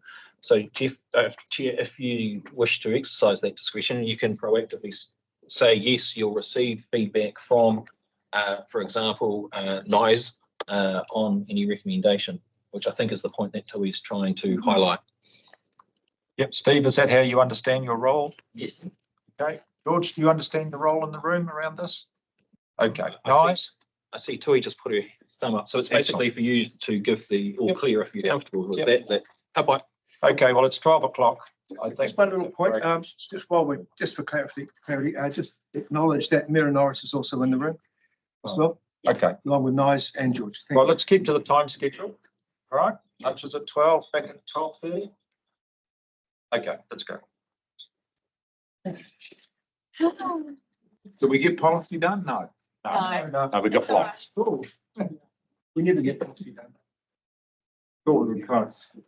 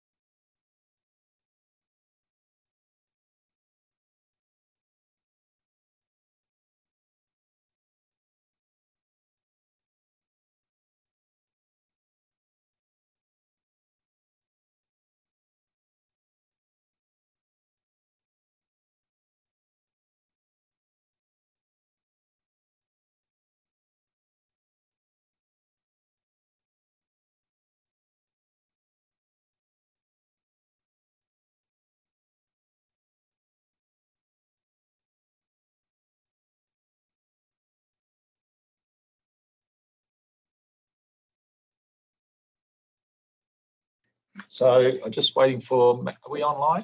Yeah. Okay. It was 12:30, so we'll back. Let's start. So just an update of where you are at in terms of a overall rate increase. If you were to continue to go with every recommendation as set out in the report. So the starting point was 10.24% if all recommendations were agreed to as put forward in the report. There's a 4.98% of rates through the two funding contribution decisions that you've made in relation to emergency services and sporting facilities. So that sits us at 15.22% overall. So far. So far. So we just clarify that if we adopt every other recommendation from 13 to 135, it stays at 15.22. Correct. Okay, so the main thing is our community good. I don't call it, you know, whatever service is nearly 5% that you've agreed on. Okay. Yep. So that definitely blows. That's where it blows us up. Right. I wouldn't say blows us up, but puts us in that position. Okay, let's go planning and policy. Item 15. Council supports the revision of the operational spend of $100,000. I'm not going to read the rest.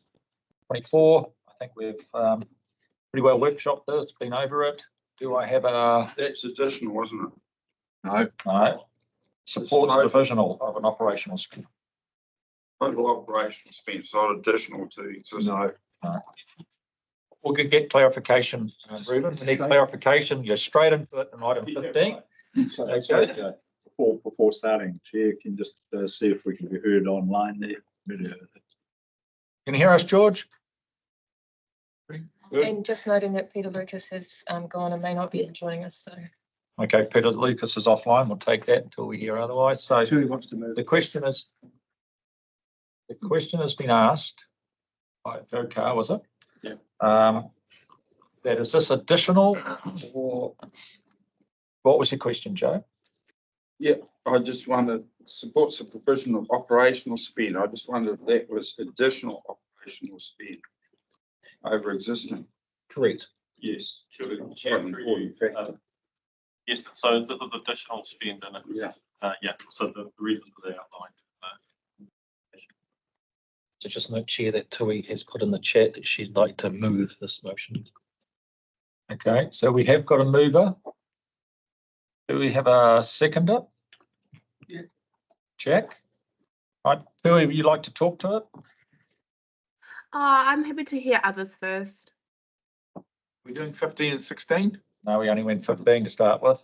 Jack, would you like to talk to 15? I'm happy to take them together if that's the proposal. No, Joe wants them separated. Jack? Well, I think staff done a pretty good job of reallocation here. I mean, we basically have this stuff handed to us by central. This is another example of stuff being handed to us by central government. We don't really have a way around it.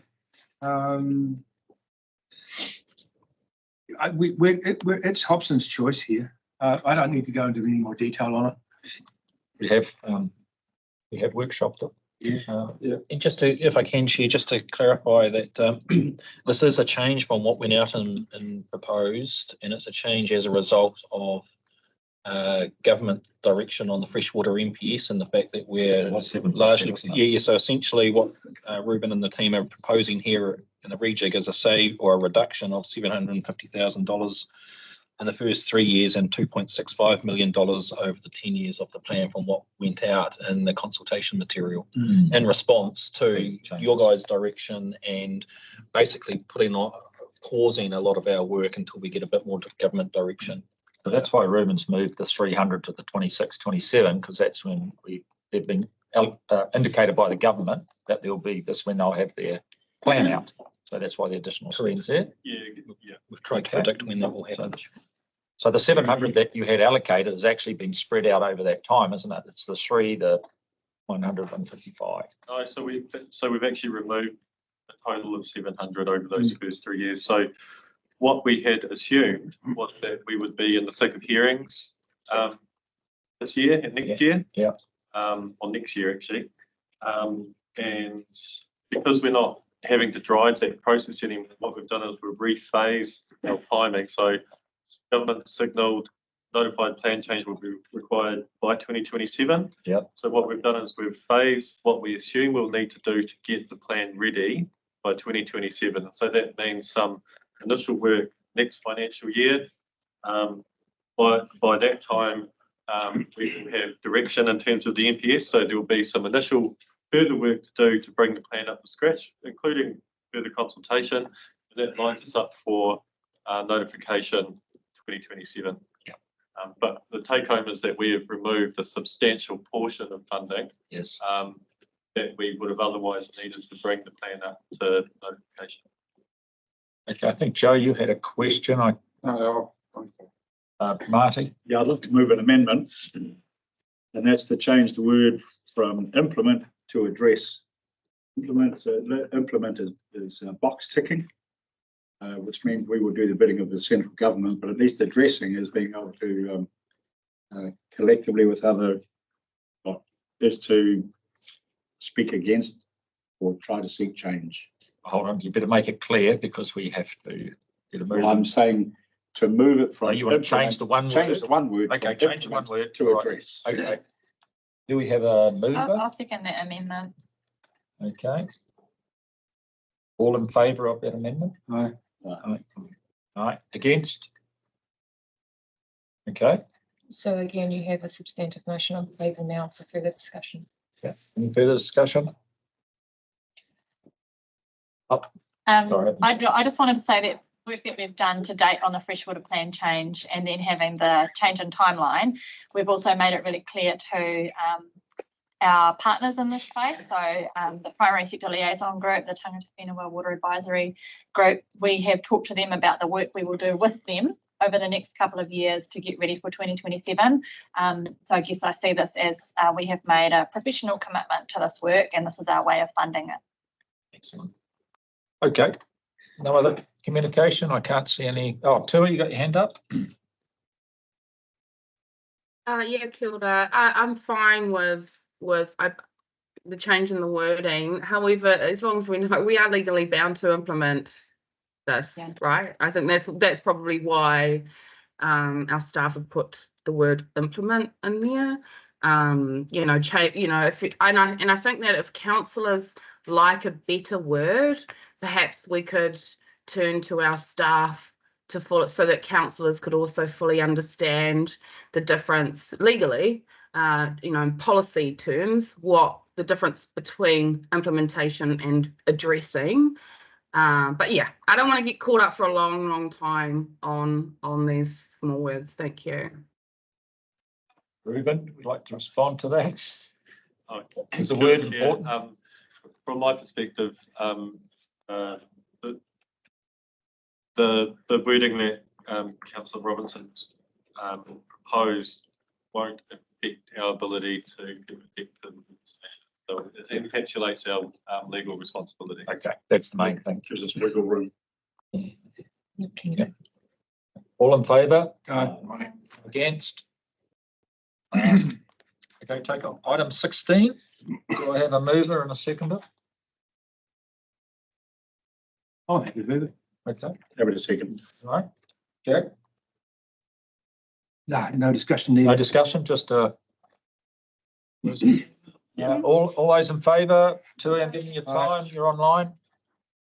Yep. Against? Okay. Consent 17. No. Oh, yep. Consents. Item 17. Okay. Council supports the revision of operational spend 88,589 in 2024-25 up to 102,571 in 2025-26. Okay. This recommendation does not change what was proposed in long-term plan 2024-2034 consultation document. Got a mover, Rick? Yep, mover. We're doing 17. Yeah. We're doing 17. Yep. Consents, no? Okay. Rick? I just want to say that, you know, one thing I remember from years ago and councillors, when, you know, I know we've got legal requirements for dates and that, but 2 new consent officers over 3 years know, I just think it's essential that we keep on top of all this, and I just think it's no brainer that we do this. So that's why I support it.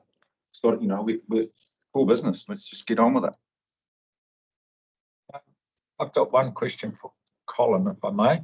Colin, with the change of the freshwater rules and will that keep a lot of pressure off the consenting requirements that you see? Yes, a good question, Chair, and I did address that in the discussion, that it will relieve some of the pressure. There is still a heavy burden ahead, particularly with dealing with some big blocks of replacement consents, for example, FD consents and figures here on my phone.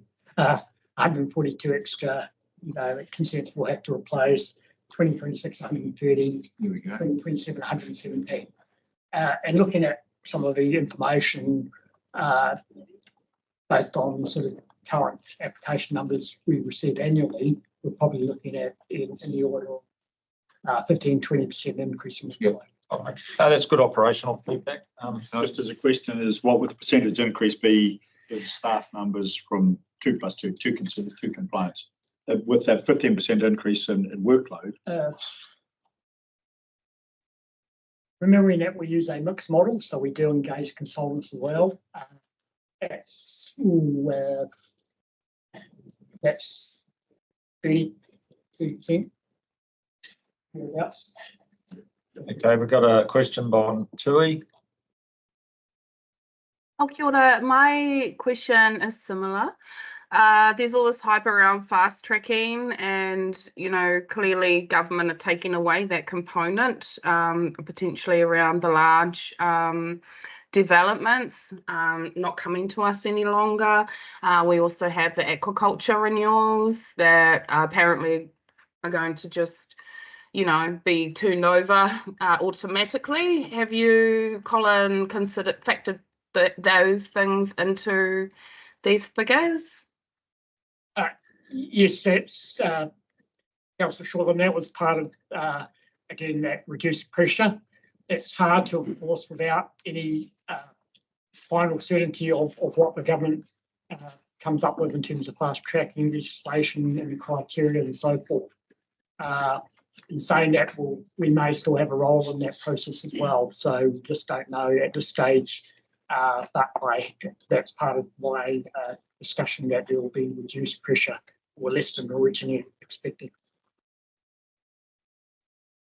Okay, we've got a question from Marty. Just the reason I asked the question before on 17, I would have liked to have seen perhaps 17 and 18 combined with 3 new positions, not 4 new positions, to lift the position numbers.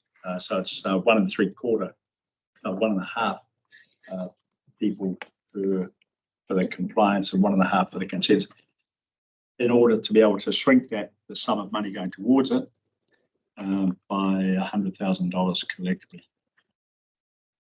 So that's me speaking against the motion for the full amount. We did workshop all this with the numbers. We all had a chance to follow feedback. I'll be voted down then. Yeah. No, this was just really topping up what we've already done. And just to respond to Marty, they're different skill sets. Someone who can process resource consents, the technical knowledge required to do that role, versus someone who's a compliance officer out in the field. They're not. It'll be difficult to combine a role. Yeah, I guess is what I'm saying. Well, I guess what I was asking for, 1 full-time, 1 part-timer in each role. But we have to press Colin on this. That's very good to keep me in touch. Okay, so no other conversation. All in favour? Aye. Aye. Against? Me. Marty. Who's got a thumb up? Can't see anything. Tui's written in the support recommendations. Okay, I think the compliance monitoring, we should take the whole 3, 18 down to 20. Somebody like to move that? Yeah, I'll second it. Jack?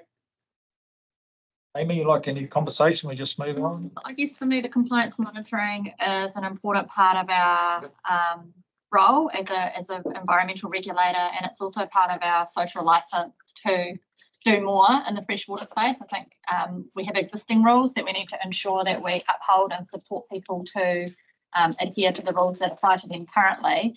And if we're wanting to have a conversation with our community about putting new rules in place, I think we need to be able to show we do a good job of the rules that we already have. So yeah, for me, it's about credibility, social license, and environmental protection. Who was the second? Was it Jack? Yeah. Yep. I don't have any other comment. Okay. Another comment? Got two comments. One is, once again, I would have liked 1.5 positions, so separately. The other one is, I wonder if we could have done it with 50,000 on first passages and included more in community katia. I spoke against it. Okay. Well, we've got a staff member, Colin. Is there any response to Councillor Robinson? First passage. Yeah, and Brendan may be able to assist as well, but then that was like early on in the process, and part of that does include an area helper engagement and use of area helper. Yeah, I do remember the conversation. Yeah, thank you. I'll just add to that. So I'll just turn our minds back to the work that we did with TTMAC around supporting partnerships with iwi hapu around this sort of monitoring. So this is an opportunity for us to advance that work to gain an understanding as to how we can partner in the operational side of the mahi in the future. And so it provides a really good opportunity in that regard. Thanks for the reminder. Cheers. Okay, no other conversation? Okay, all in favour? Aye. Against? Passed.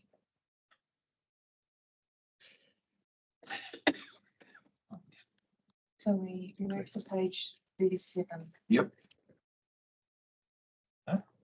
Biodiversity. I'll move. 21. Second. Should we take both of them or not? Yep. Take both of them, 20, 22? Happy, yes. Okay. So I'll second that. Leader and a seconder. Oh, Okay, Jack? Yeah, look, firstly, 21, I think it's a complete no-brainer. If we're going to be reallocating money from the Environmental Fund, it's really good that it goes into a project that's a proven winner. And our biodiversity and biosecurity teams have been absolute leaders, industry leaders, really, in terms of what we're doing in Dune Lakes. And the Kaitiaki partnership is absolutely on the money for honouring our commitment to tangata whenua, but also we are getting results in this space. So I was just happened to bump into the staff person in charge of that project the other day, and she said, well, we've just had another successful eradication. So that's quite a number now, and they've only had one little bit of reinvasion at one site. So we're really making great progress here. So I think number 21 is a no-brainer. 22, absolutely, it's only utilising a portion of the Equalisation Fund Reserve, and this is what the Equalisation Reserves are about, because we don't, I mean, this money can lead to more money. And I guess this is just seeding finance for, I think it's a figure in excess of 5 million that we're seeking from the government. If we don't spend some bit of money here, we're going to lose the battle. So yeah, that's all I've got to say, Mr. Chairman. Rick, would you like to talk? no, I'm happy with it. Okay, I'd just like to ask, we've got Don in the room. The Equalisation Fund for Reserves with 100,000 for Kalupa eradication. You know, knowing what we know now, that it's not far away. So just explain to us where you see this money going once the biomass is removed. Sure, and through you, Mr. Chair. The $100,000 is really a small fraction of the cost that it will take to completely remove Kalupa from Makiwi.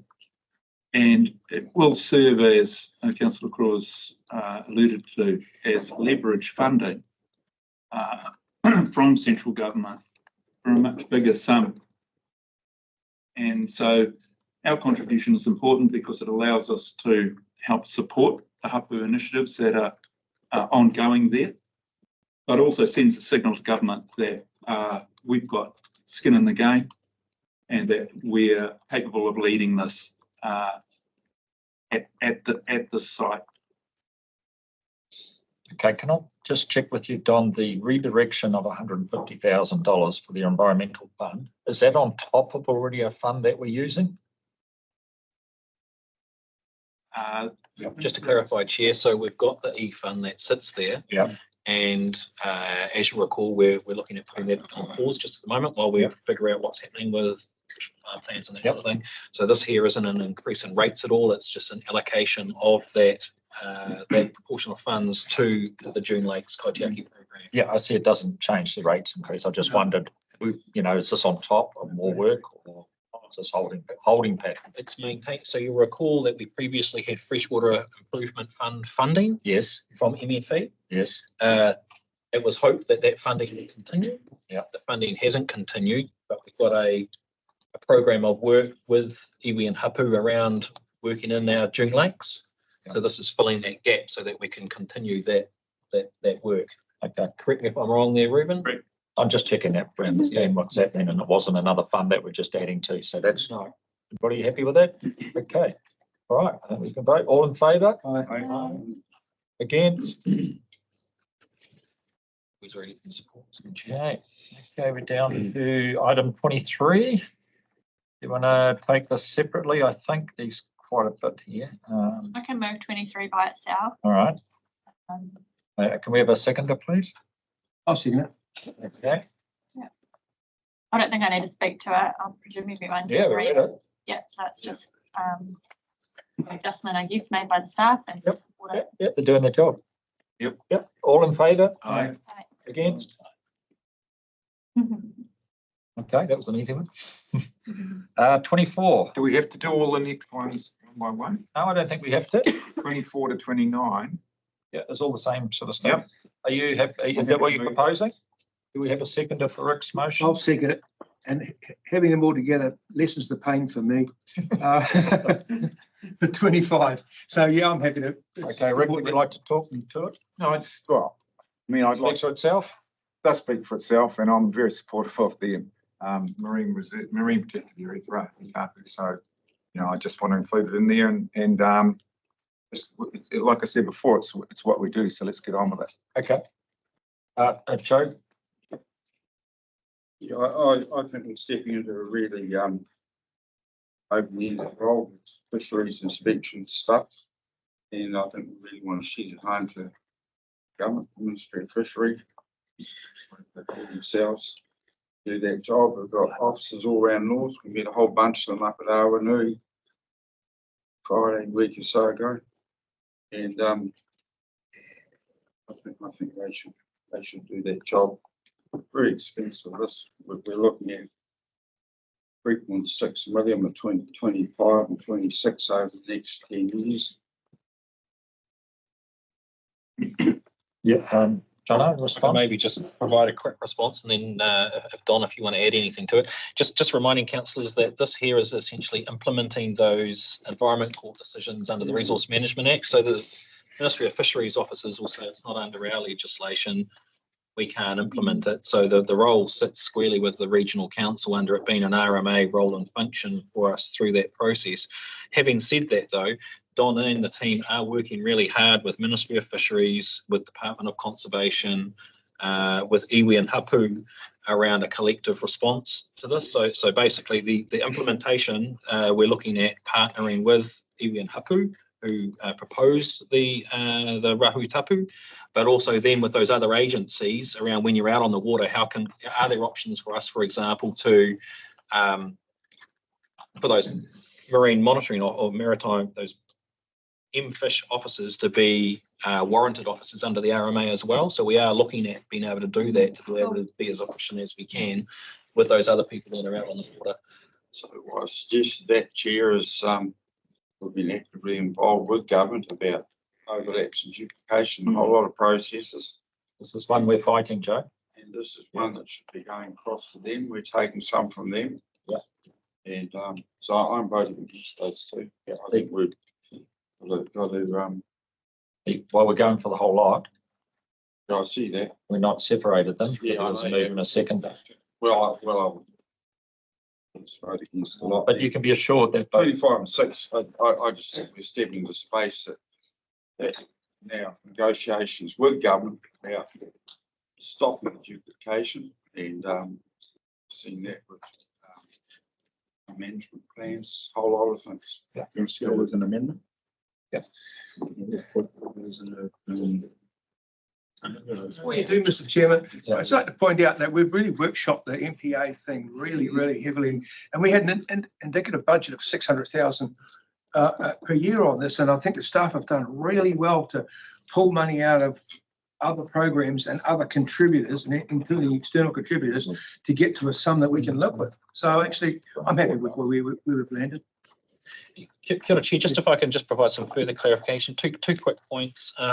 One, our Chair did raise this with Minister of Conservation when we were in Wellington around the overlapping roles and functions and opportunities for improved working, and this was one of the spaces that we identified as a potential area. The other thing I just wanted to highlight as well is this doesn't have a rating impact, as in Don's worked really hard within their existing budgets to be able to reprioritise existing funds to be able to support this initiative. So just for context. On the back of that, I think Don and Jono and I have been really trying to come up that if we can get a finger in with DOC and the Marine in the Barb Islands to show that we're actually can partnership, you know, they've got a boat, couple of people, that conversation and that developing that idea is really starting strong.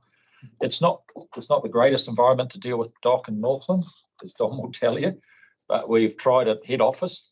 They've given the direction back to the lady in charge in Northland to make sure they work with us to find an option. So it might be on paper at the moment, Joe, but you can be assured that this is part of what we're trying to start with. Yeah, I support Joe's sentiment. And in hearing you, I think we should be making this visible to our ratepayers as to that we're not happy with it, that we're trying to work our way through it. Yeah, I'm not sure how to do that in this forum here at the moment, Marty, but that's definitely something that all of us in this room are pretty keen on doing. Don, I don't know whether you want to elaborate on that at all. I don't think I can add to the conversation, Mr. Chair, other than to say we're working very hard to combine agency effort in these areas. Yeah, efficiencies and what we're driving for. The other thing I'd just like to bring up, Don, is how important this passion fruit flower inclusion, that we invest this extra money, because I know I've been talking to Joe Barr about it over this last term, and I've been really concerned that we're going to lose the battle. So I spoke to one of our team members yesterday, and he said they were out there getting on top of it. Where are we actually with it? I haven't caught up with Joe in this last month. This passion fruit vine is a forest invader, Chair, and we are very concerned that if we can't invest a bit more in over the next sort of few years, that it is going to get into forests close to us here in Pukenui and to some of our far north forests in and around Waitaya. It is a plant that can grow under canopy, under the shade, and it is quite conspicuous because it's vine, growing up. So when it does, it can smother canopies, as it is done overseas. So we're really applying effort in these next coming years to see if we can get on top of these new sites that have been discovered. So are we at a tipping point that we could lose this? I believe we are, and the team is evaluating just how effective resources can be, and not only searching but completely eradicating this plant from some local sites, as they've done in parts of Tamil. So we know it's possible. But it's an action of finding and eradicating that last plant, which has proven difficult. Okay. Well, we're going to vote. All in favour? Aye. To be there, I'm not sure. I can see a thumbs up. Who's against? Okay, passed. Chair, can I please move another motion? Yes. For the next one, No, so still following on from number 29. Yeah. And I just want to put it to the table for discussion, and aware that we're looking closely at our running total.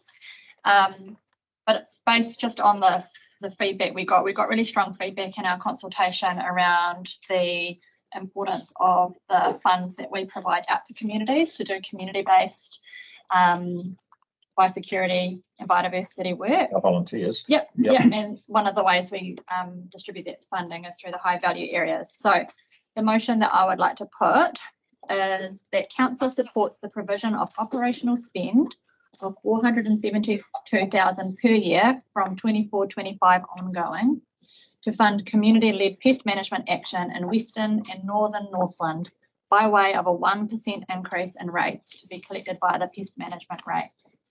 So while all this biosecurity work has been funded by moving money within existing budgets, I would like us to consider a 1% increase, which goes directly back to the community and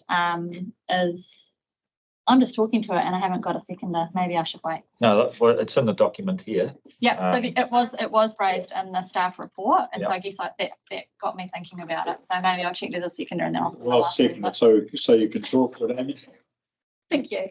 I guess what I wanted to reinforce is the value for that money that we get. And so an example I'll give is from the high value area at Whangarei Heads, where Weed Action do work on our behalf through the Whangarei Heads high value area. And they receive just over $50,000 per year through their high value area funding. So that's NRC rates goes to them. They use that to leverage another 180,000 from an alternative funder. And in the last year, they spent 3,231 hours doing volunteer-led weed action in the community. So they've valued that at about 97,000 worth of volunteer time. So we see it working really well in some of our established high value areas, and this is an opportunity for us to have a little bit of additional resource to support the West and the Northern North to establish similar sorts of work programs. Okay, so did we have a seconder? Marty, you're next to talk on that. I'm just going back to the figures. Well, yes, I'm just going back to the figures on the passion thing on the flower. On page 39 is where Amy has talked to. Yeah. To see how much we spent on that. And as Amy said, if you've got 3,000 hours going into the bush, then that is real value for money. Be able to try and seek and destroy that weed, but others as well. So I can't have to speak to what to vote for.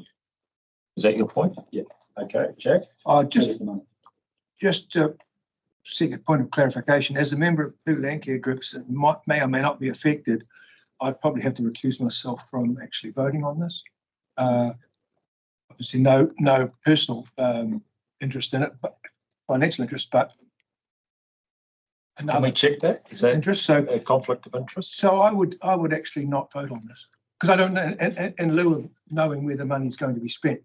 It's going to be spent within 30 kilometres of Whangarei. I can't vote on. Well, the same said for the North and West, principally. I don't know what that means, yeah. Marty. Yeah, okay. Yeah, sure. If you can give me better wording, maybe I can vote. Is Amy through chair got any suggestions where we can remove 1% out of our budget somewhere? No, but I'm open to it.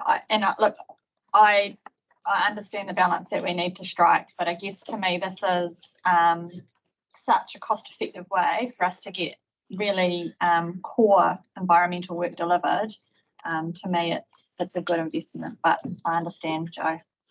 We do support our cost with Predator 50. We've got a fair high levy on our normal rates. Like as a ratepayer, I see it come on my rate bill. So for me, like where does it even? I spend a lot of money personally doing a lot of stuff as well. You know, I wouldn't expect the ratepayer to support me in. But that's just my opinion, and I'm sure I'm all for volunteers. But any other comment around this? Yeah, we've got a huge amount of staff positions that have been created. And if we could use existing staff and reallocate them into those positions, it's just, it's endless on this list. It actually gives you a chance to actually do something like Amy suggested. But, we're probably, we've got to get into a culture of actually saying, where do we want to refocus? Instead of saying we're just going to keep focusing out more and more. It's if that's your focus, change. Another percent, Amy, without showing us where we can make some savings to pay for it. It's a bit of a tough one, isn't it? Yeah. Yeah. Okay, Tui's got a hand up. Oh, yeah. Object to you. No, oh, I'd just like to say. Oh, hold on, Tui was next and then. Sorry. Yep. Thank you, and I understand the question, but I wholeheartedly support Amy's motion. Volunteers are the backbone of our organisation and the backbone of Northland, and yeah, sure, we have volunteers that could, you know, fund their own things, but we need to consider the capacity of those who really aren't in those situations and actually give more when they're volunteering. So I think this is a equitable motion, and I'd like to think that rather than every resolution that we go checking, do we have the money, or, you know, if it, whether it or not it's possible at the end, you know, to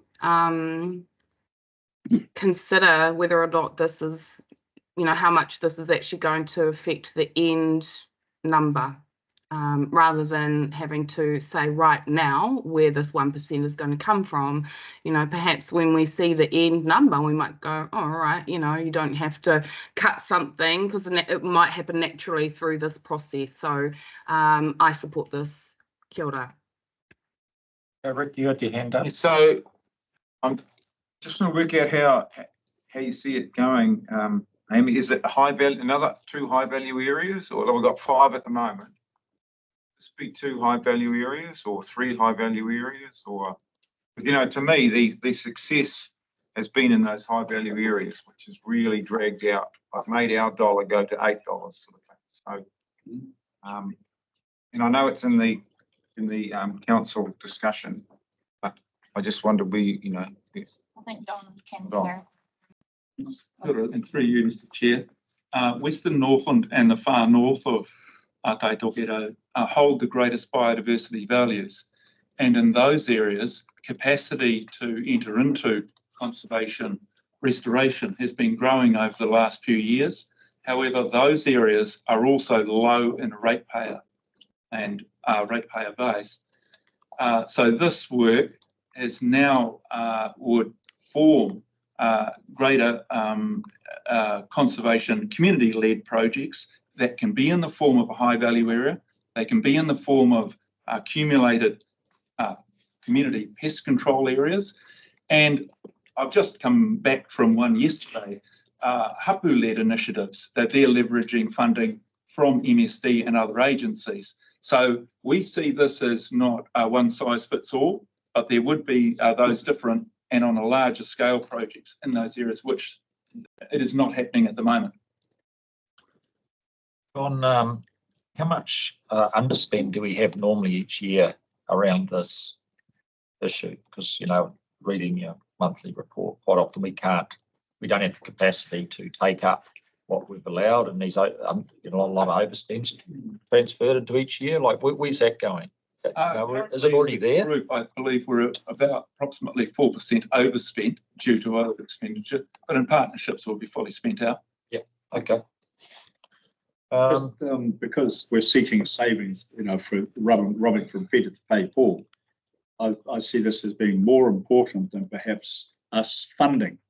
Item 30, Climate Policy Advisor seeing that should be funded from other LGNZ or regional group.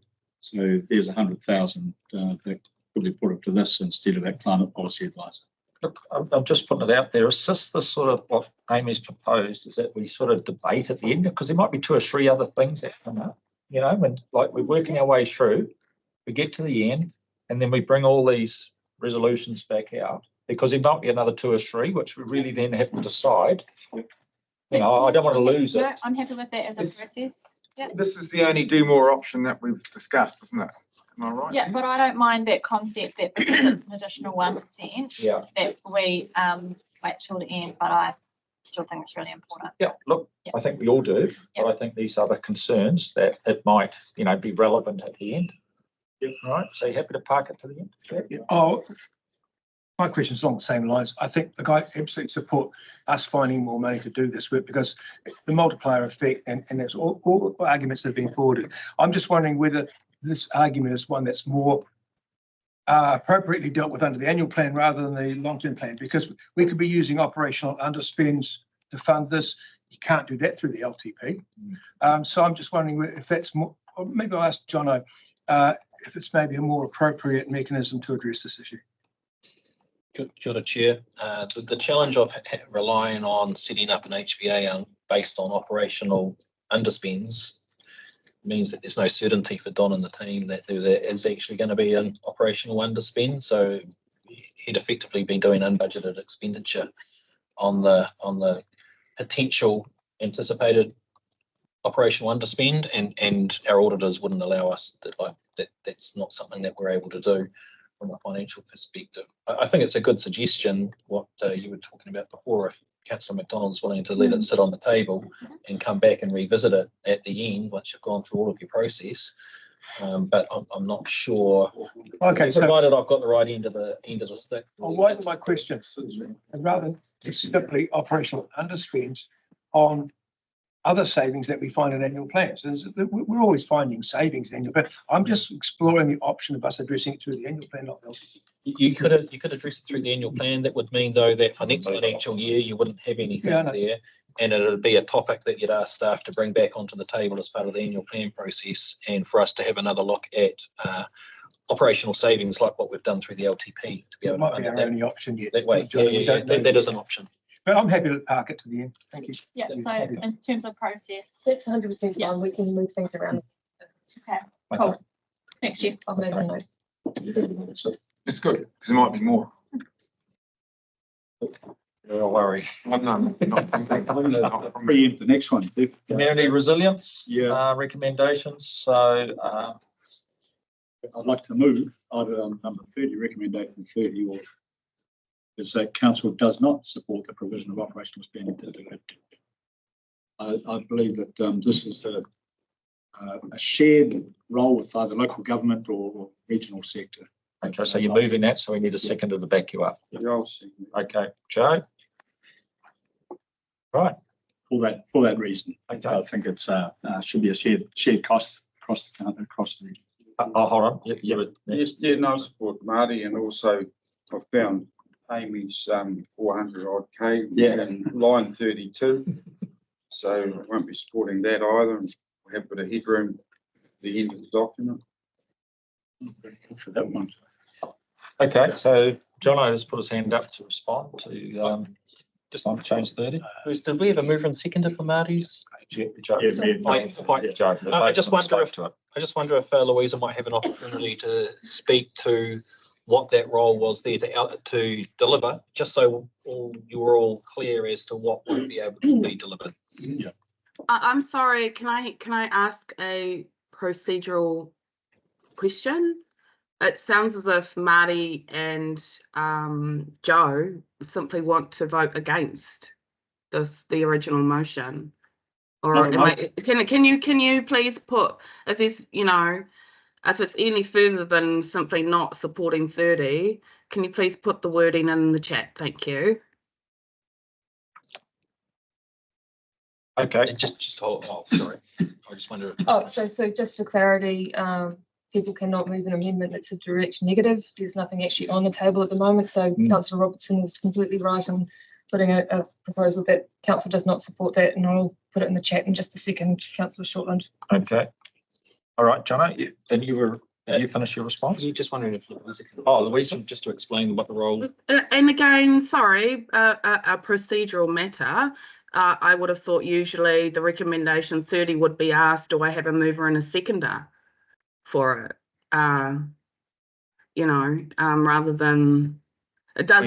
To me, it does sound like a direct negative. I was going to move by Marty Robinson and a seconder by Joe Carr.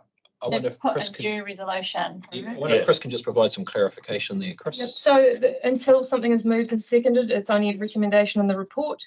If a recommendation is moved and seconded and we have a motion on the table, someone can then not move a direct negative. In this case, we had nothing live on the table. We had no live motion. So Councillor Robertson and Councillor Carr, absolute right to move the exact opposite at this point. Yep. Does that make sense? You understand that, Tui? Procedurally, we have been correct. Yes, and I vote against. Thank you. We're asking Louisa to talk to the issue. Good Chair.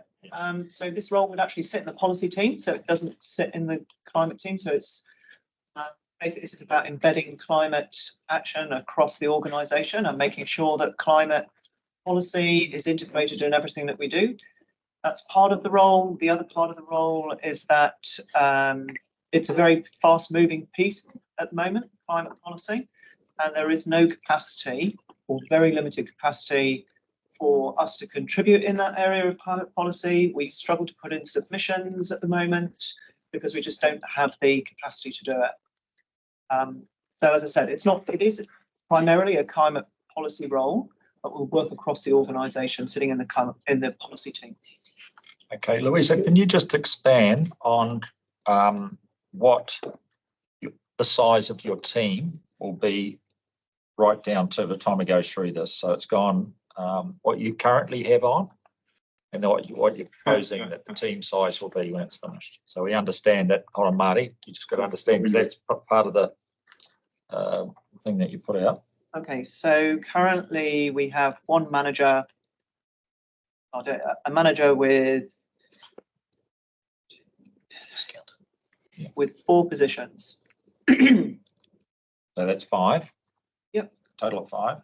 So this climate policy role would not sit in the team, but would sit in the policy team, the plans and policy team. Okay. So that doesn't increase the size of the team. It increases the capability and capacity of the council as a whole. Okay, so but when we read through your document, we see other things coming on. What is your proposed? So then we have a regional adaptation program, and we're asking for a co-lead for that program. Yeah. And part of that program, all the way through all our strategies, about working in partnership with iwi and Hapu, and that is our commitment to working in partnership with iwi and Hapu through the co-lead. That's an additional one. We are looking, we have a zero carbon transition officer. Yep. That finishes at the end of this financial year. So we're looking to make that a permanent role. Council have set zero carbon targets, and we need a role to drive council's initiatives towards that. So that role currently exists. So I've included it in the original 5, but that's making it a permanent role. So we're still at 6. Yep. I'm just going down. So we're proposing that so at the moment we have a water resilience fund, and we have a Tangata Whenua climate adaptation fund. So what we're asking is to bring both those funds together and call it a climate resilience fund, so that we can fund resilience for our communities, or resilience projects for our communities, much more widely or more broadly than we can with water or the Tangata Whenua climate adaptation fund. So if we're going to move in that direction, the administration and working with communities to do that, and the restructuring, we're asking for an additional graduate type role in support, which would also support the zero carbon transition. So it would be 0.5 per base, so it's just one role. So that takes you up to 7.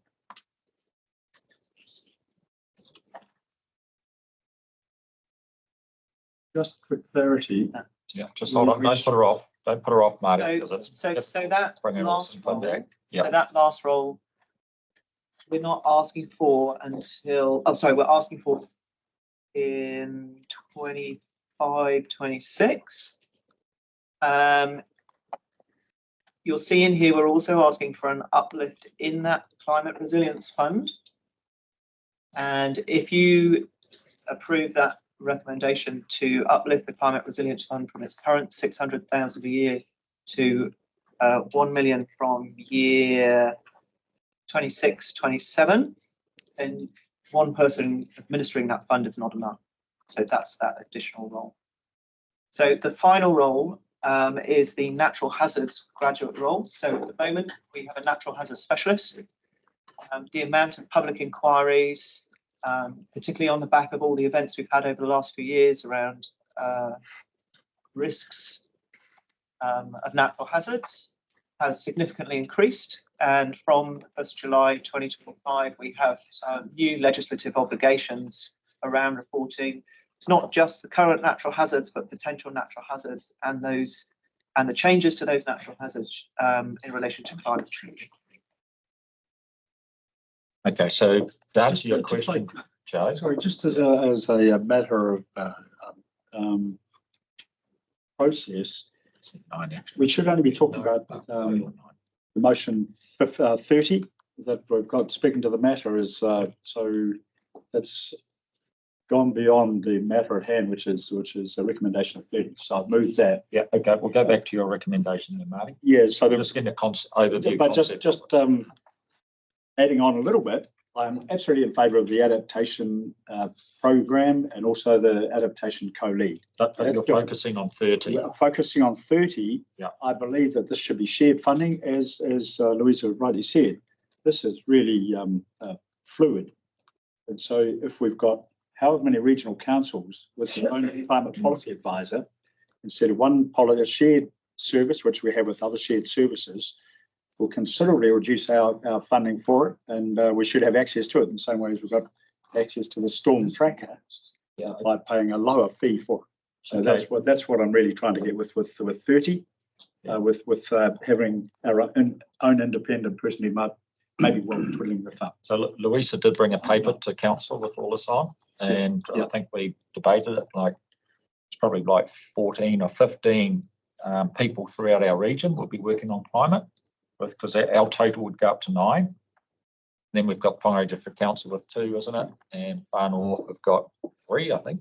2 or 3. So I think we did add, I think Kuiper did have 1, but I think she's moved to here. They don't have it anymore. No. So I think we're sitting at 14. I think that's what I remember. 14 people in our region. We've got 9 of them working on this whole area here, Mark. So that's just because you've been an overview concept. And there was, how many recommendations came out of the climate review? Was it 35 or 42? 42? Something like that, yeah. So, we have... I agree, we've debated it, we've workshopped everything, but it doesn't stop us from talking. No. So what we need to do is go back to your resolution 30. Yep. You've moved it. Yep. It's been seconded by Joe. Thank you. Okay, now we've got Tui with a question. Thanks, Jeff. I don't support this motion. I think that climate, as well as civil defence and emergency management, should be what we are leading as a regional council. And sure, let's try and get some more cohesiveness amongst the other councils and their climate staff. But to me, it's not. That's not a lot when you consider that again.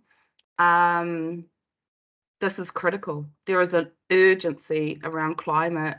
And when I was not only running for council, but also through the long-term plan, aside from being acting chair, and the majority of what I was hearing as acting chair was around emergency services. However, as a Te Raki elected member, the most that I heard from Māori was a fear of not knowing how to respond to the climate emergency.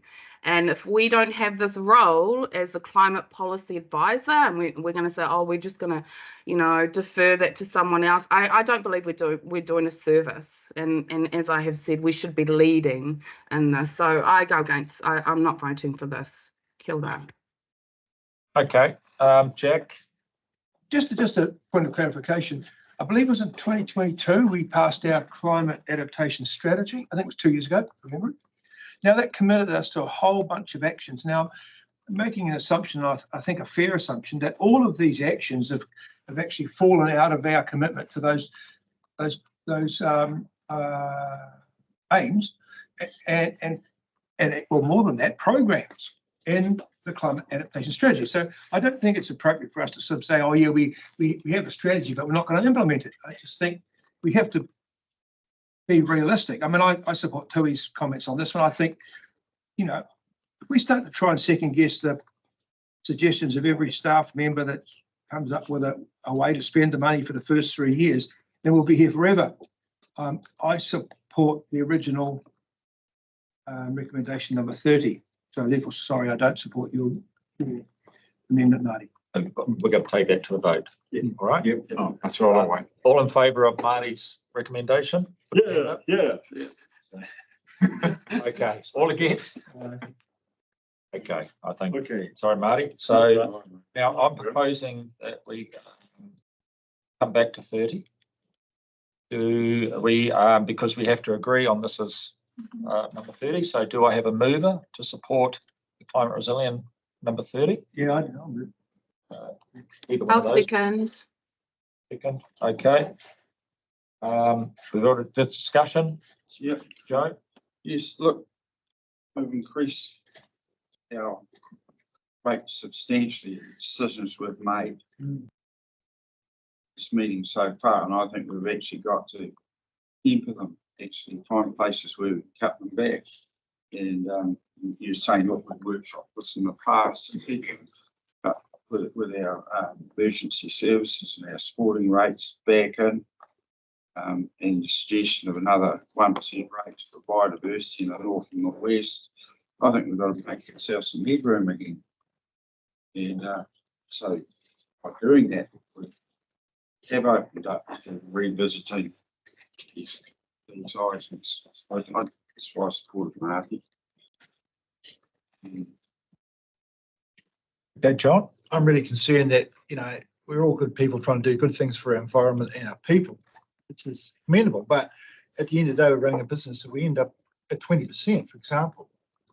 We've got to make some really hard decisions because I don't think we can even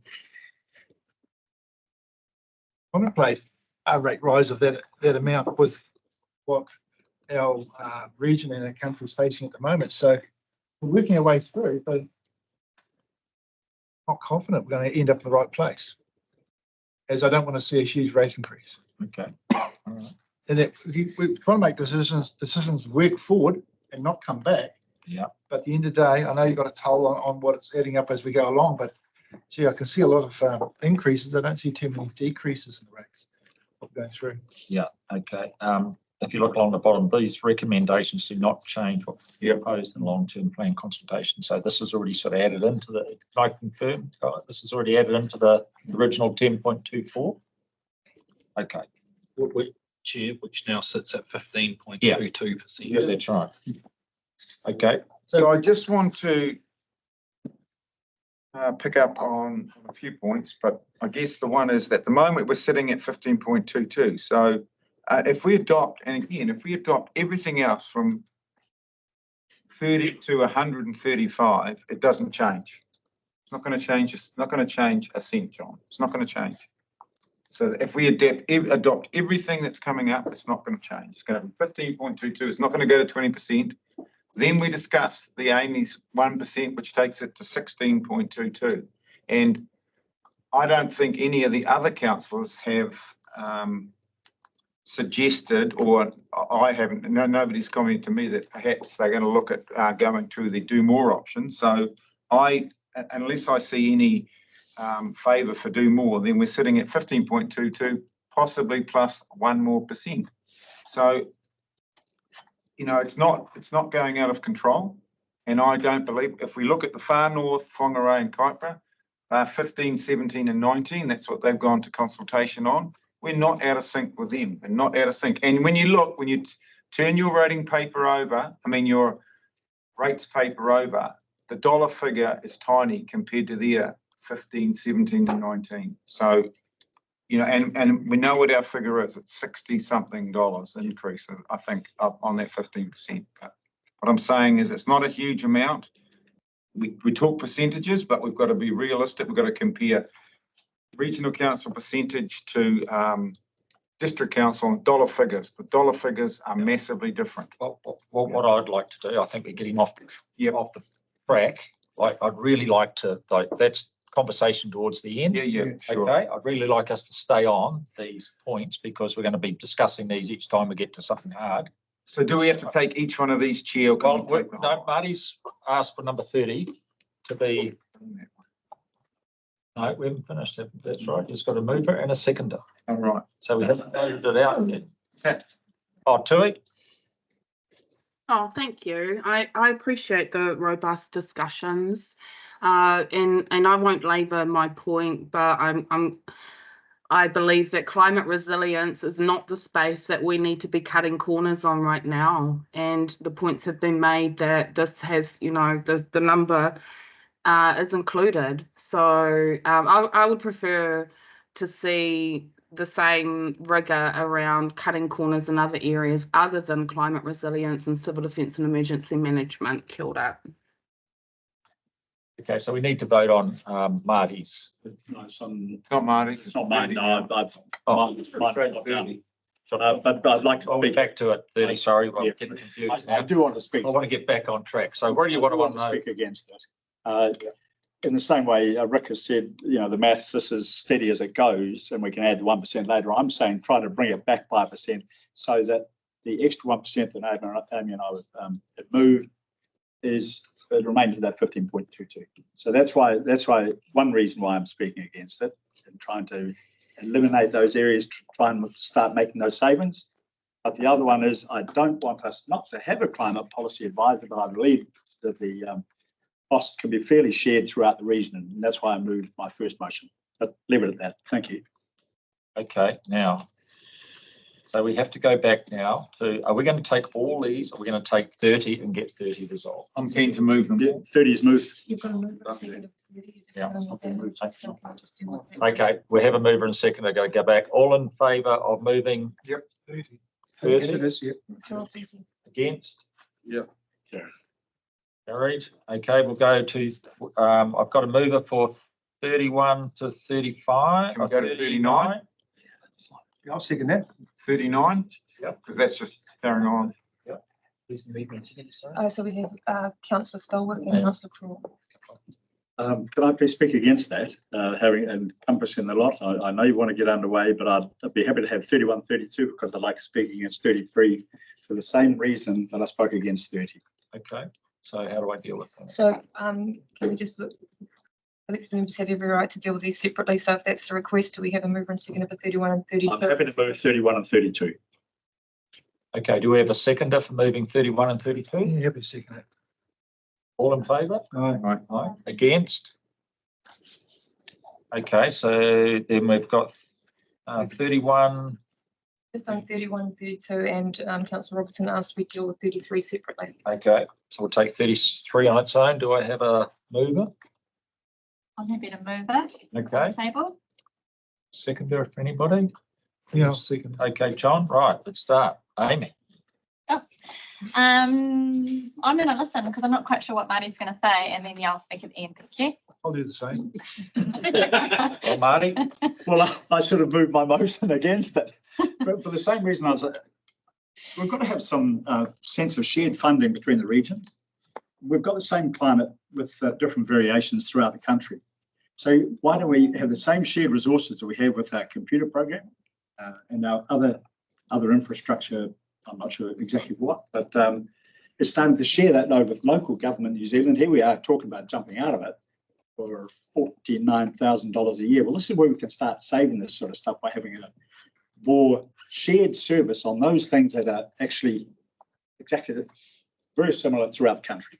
So that's why I'm speaking against this, and I'm going to vote against it for that reason.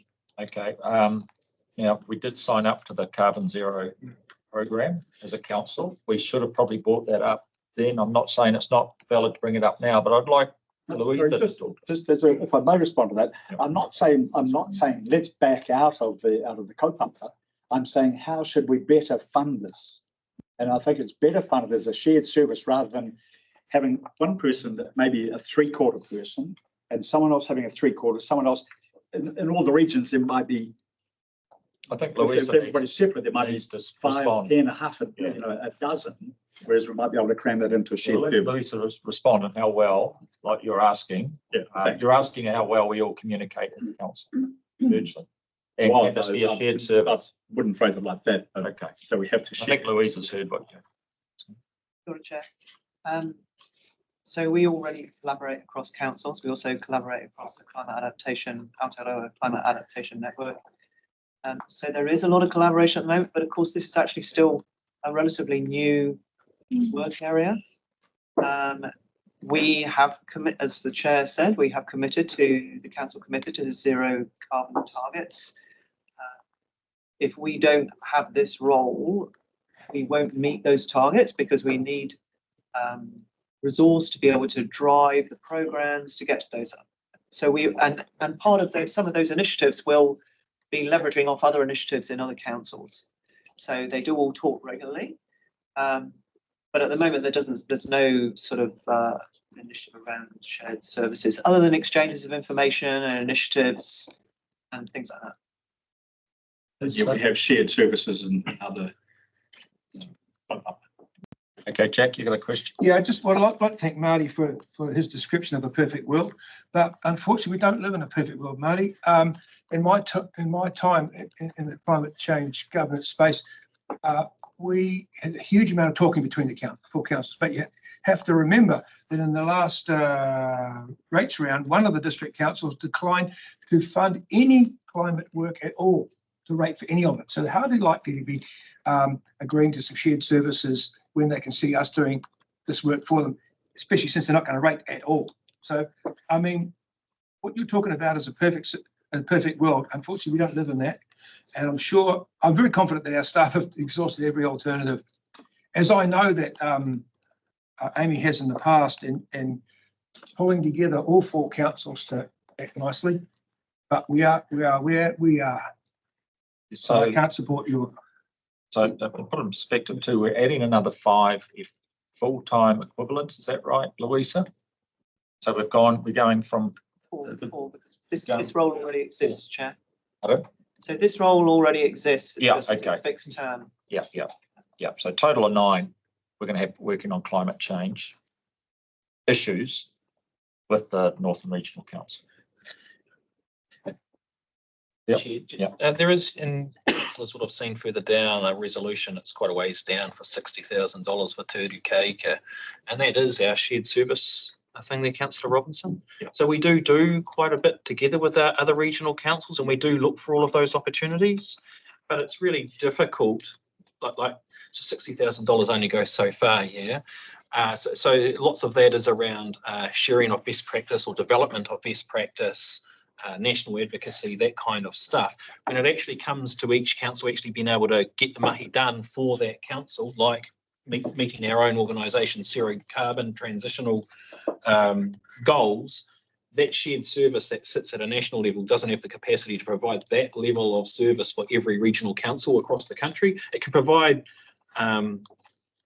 like frameworks and policy direction and act to as a conduit between all the different councils, but you still need to have some capacity in-house to be able to drive this type of mahi. All right. Okay. Can I speak to it before we put it to the vote? So I think for me, this is around in-house leadership that supports NRC to perform, lead by example, I guess, on this issue of reducing carbon and getting to zero carbon. It's a new and growing area of work for everybody in the world. And in Northland, we have an important role to play. And the work that we do through this role will be shared, I've got no doubt, with the other councils, but also with all sorts of other businesses and agencies. Like one of the things NRC can do really well is pave the way to make it easy for others. So I think it's a really good, worthwhile investment, and speaks to the role we have as regional leaders when we're charting new directions. There was just one point. I know our carbon emissions are about 5.4 million tonnes. I thought originally, Louisa, we were looking at carbon neutral. Is that word being replaced with carbon zero? Is that a government direction or?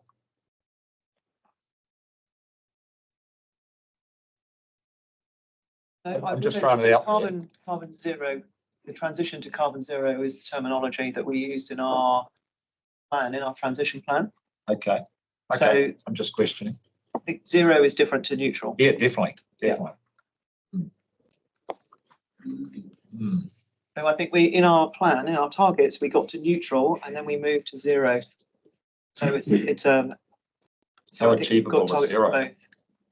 Like the government's now starting to, what's the government response at the moment? It's been that they don't really agree with it, or they're still agreeing with it. It's hard to know who to listen to. Yeah, that is true. Certainly when we talked to the Climate Change Commission, when they came up recently, carbon zero is what they're talking about. It's still the direction at government, even though you hear ministers saying, that is this, who's in charge, the climate minister or the government?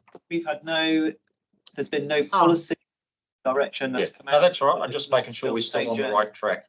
Yeah. Okay. Very good question. You're looking at me? I'm a bit gobsmacked because we've lost our refinery, which is one of the biggest producers of CO2 in the region. Now we're talking about shutting down our cement works, which is the second biggest. We want to be zero. Yeah, we're shutting down a fair bit of stuff. It's pretty important. No cars driving. We're not shutting them down though, eh? Just to be clear. It's a direction from government that we have to implement.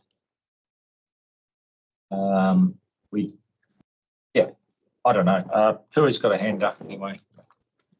Yeah, thank you. I might suggest that funding this zero carbon transition officer might actually help councillors to answer the questions that you have around, is it carbon neutral? Is it carbon zero? What are our Kyoto commitments? What are our Paris Agreement commitments? What have iwi and hapu and the iwi management plans said around this, rather than us as governance trying to struggle with this? I see this position as being critical to help us as governance to traverse these conversations. Thank you. We might be able to have a really good discussion over a week instead of paying $100,000 for it. Yeah. Come up well. Let's be clear. This is highly technical information. This is not just something that you get off a Facebook group. This is very technical information. These people have gone to university, and it's not just let's have a little 1 week wānanga and we're going to solve the zero carbon issues of the North. I strongly support this. Kia ora. Some strong opinions. So are we ready to go for a vote? So we're going, we're working on 33. So we've got I'll just check with Chris. We've got a mover and a seconder. Yes, that's correct. Who has been Councillor McDonald and Councillor Blackwell. Okay, it's this final time. I think you've got rights to say anything, Amy, before we go to a vote. No, I think enough has been said. Thank Okay. you. All in favour of the recommendation at 33? Yep. Who you got your hand up? Yep, she's got Okay. on the chair. Against? Aye. Joe. Hand up. There's two of them. Rick, again? I've done that. I'm proposing Are 34. you voting for 33, opposing? I've done that. I've voted it. I thought we're done with that one. Okay, just Chris, that we've got everybody's. I haven't had an indication from Councillor Carr. Oh, I'll vote against it. Yeah. Okay, so we got 3 against and others 4. Is that correct? That's correct. Okay. So I'm moving. I'm not negative to the whole kaupapa. I'll move the 34 through to 39. Yep. Cool. That was 5 in favour, Mr. We got a seconder for that from 34 to 39. I thought I seconded that before, but if you haven't got one, I'll do it. Oh, you done it? No, it's done. Okay, Thank you. Rick, you can talk to this. No, Marty moved it now. Oh, did he? It's got the 2 roadblocks out of the way. Okay.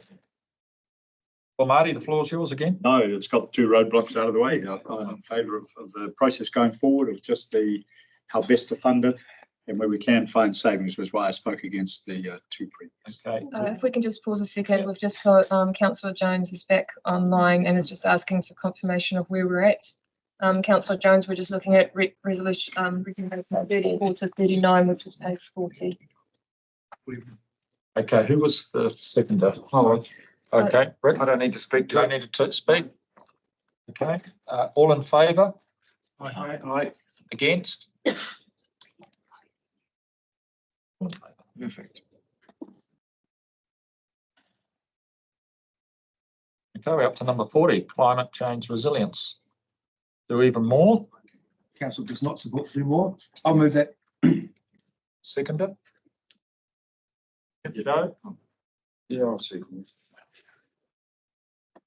Well, Jack? Oh, well, I think we've given this a good old hammering and everything else, everything seems to have passed so far. I think we just take the staff's word for it, that they've done all the pruning that they possibly can do, and we can live with what they've suggested. So I'm not going to be sitting here and saying that we're going to spend an extra $200,000 a year. Okay, Joe? No.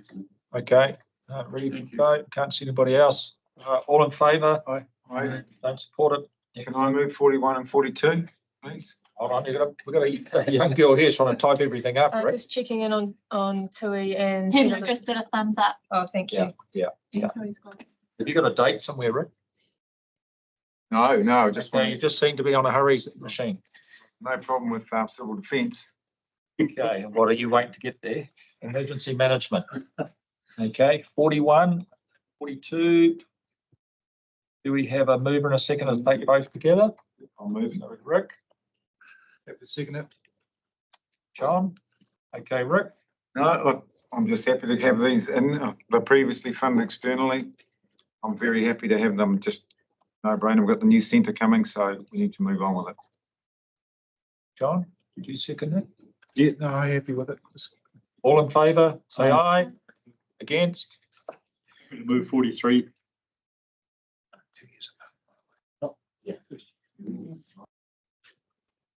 Okay, so we're out of emergency management. We're down to 43, which is on page 44. Just before I do move it, is it necessary, if it's not going to be on the table, for that to be even in there? Because in the long-term plan. Yes. It's in the plan. The chair, you do need to make a decision on that because it was part of the proposal that went out for consultation. Okay. Just to also, just a bit of extra information, whilst we've got the other funding now and whilst we're going through discussions around the construction of it, we will need to come back in a subsequent annual plan round around the maintenance and ongoing costs of the facility once we work through with our partner agencies as to what the methodology for that is and how that looks. Just to highlight that we don't have that built into the budget yet, but we've got probably a year and a half worth of construction ahead of us. So time to before we get that. Correct. Yep.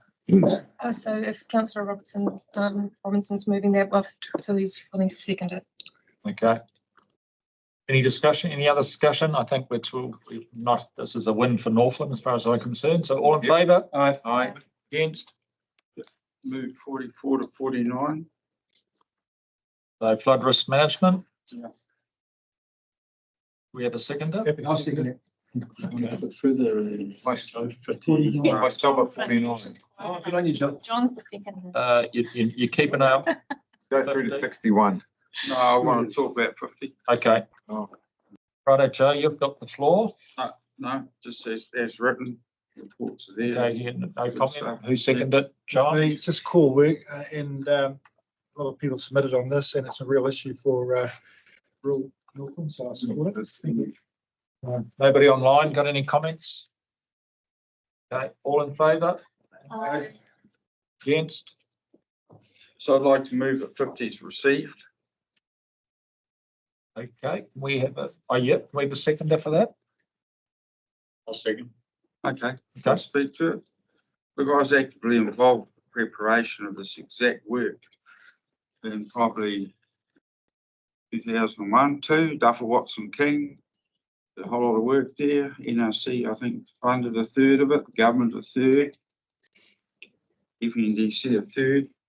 This was worked up completely with a design for this particular area and rejected. And we're going to spend the same money and you're going to come up with exactly the same design because potentially the way all the heights were shot in the floodplain, there's a low-lying area away from the river. It's made for an overland flow path designed for that. $200 money was spent on shifting houses. And I believe you've just got to go to probably FNDC should carry in archives all this design work that's done. So it's a lot of money, mate. So you're bringing to the table the $800,000.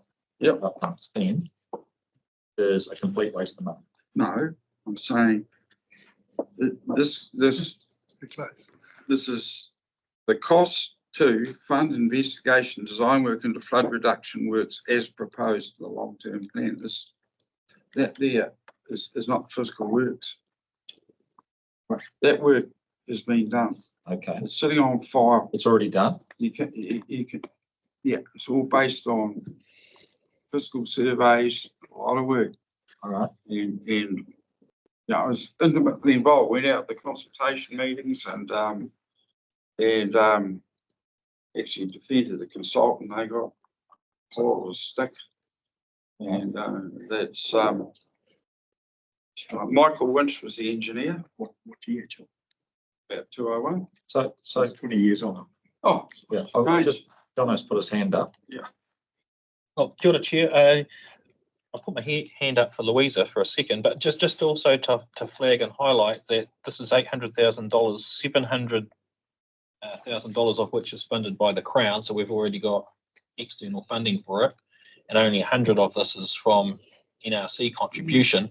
But just, Louisa, I don't know if you know enough of the detail just to provide some more commentary on the points that have been highlighted by Councillor Carr around previous work. And don't know enough of the details. so there's an option here, Chair, that we might just we could put this on hold and ask for Joe Camuso, not Joe Carr, to come down and be able to talk to the point highlighted by Joe. Because I don't have that background knowledge. He's probably not aware of all the work that's done. But why don't we put it off until tomorrow? Yeah, Get some investigation. that's a good idea. And I'm just trying to think in the far north who might be able to help you with their work. Louisa, is Joe in I'm the? sorry. Can you confirm what we're putting off to tomorrow? I'm losing a bit of the where we're going here. Thank you. Item 52. Louisa's just putting her hand back up again, Chair.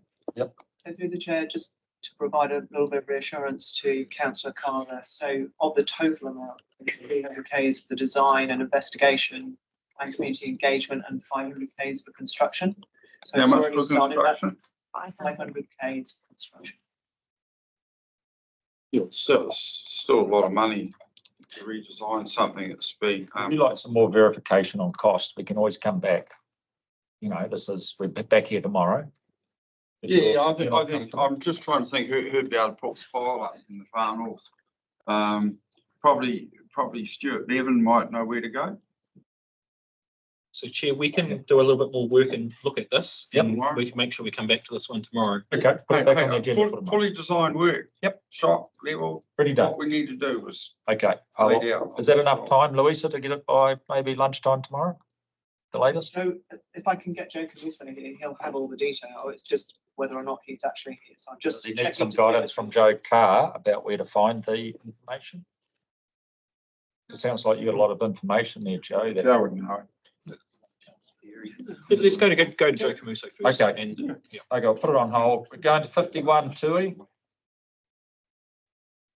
Do you want to take? No, if you can read the chat online, it's really hard to follow once again, where you guys are going, why there's such a critical need to put off a decision now on this. And if you look at the chat, that's what we're asking. Can we have, can you know, if you're gonna start going, oh, we're gonna shift this, we're gonna do that, just put it in the chat. And so it's easier for us online to track where you're jumping around. Responding to you now, the last chat was only 1 minute ago, so just give me 1 second and I will. Okay. Just to respond to Tui, Tui, this Whirinaki one has already been done, as Joe said. So rather than yeah, so what I'm asking is so what you go is you go, oh, we're speaking to this recommendation number, rah-de-rah, and this is the proposal to defer the decision to tomorrow because of this. Because otherwise, we're just hearing a whole lot of ideas and ideas and ideas, but what we really need to focus on is the decision. Thank you. We have a decision, and we're moving on to 52. Are you assuming we won't finish today, then, Chair? Assuming at 50 and he's still significant, so what? Okay, we won't put him on the spot now. We'll come back to 50. Yep. Are we going to move the up? We're going to keep moving on to 52. Are we going to move them all? Did we vote on that? I don't recall voting. You know, what do we have on the table now that we're voting on, please? Kia ora, Chair. Kia ora tui, maybe if I can just summarise where we've got to. There was a mover and a seconder for resolution 50. 51. 50, sorry. Yep. Resolution 50. Councillor Carr has asked some questions of detail, which we've agreed we need to just go away to be able to respond appropriately. Joe Camuso has just come into the room, and I'm just going to leave a bit of time for Louisa and Joe to confer to be able to think about a proper response. If we can just move through resolutions 51, the rest of the flood infrastructure ones, 51 through. Okay, so I was asking about clarification on this. Thank you, Jono. You can request to move on, but that's fine. I was asking for clarification on this one. I know I'm not the only one online that is a little bit lost here and wondering why we're deferring something to tomorrow when we've been deferring things to later in the day if staff don't have the information. Like, you know, are we going to start throwing everything out now? And I missed the question, and I still don't know what it is, the clarification that Joe Carr wants.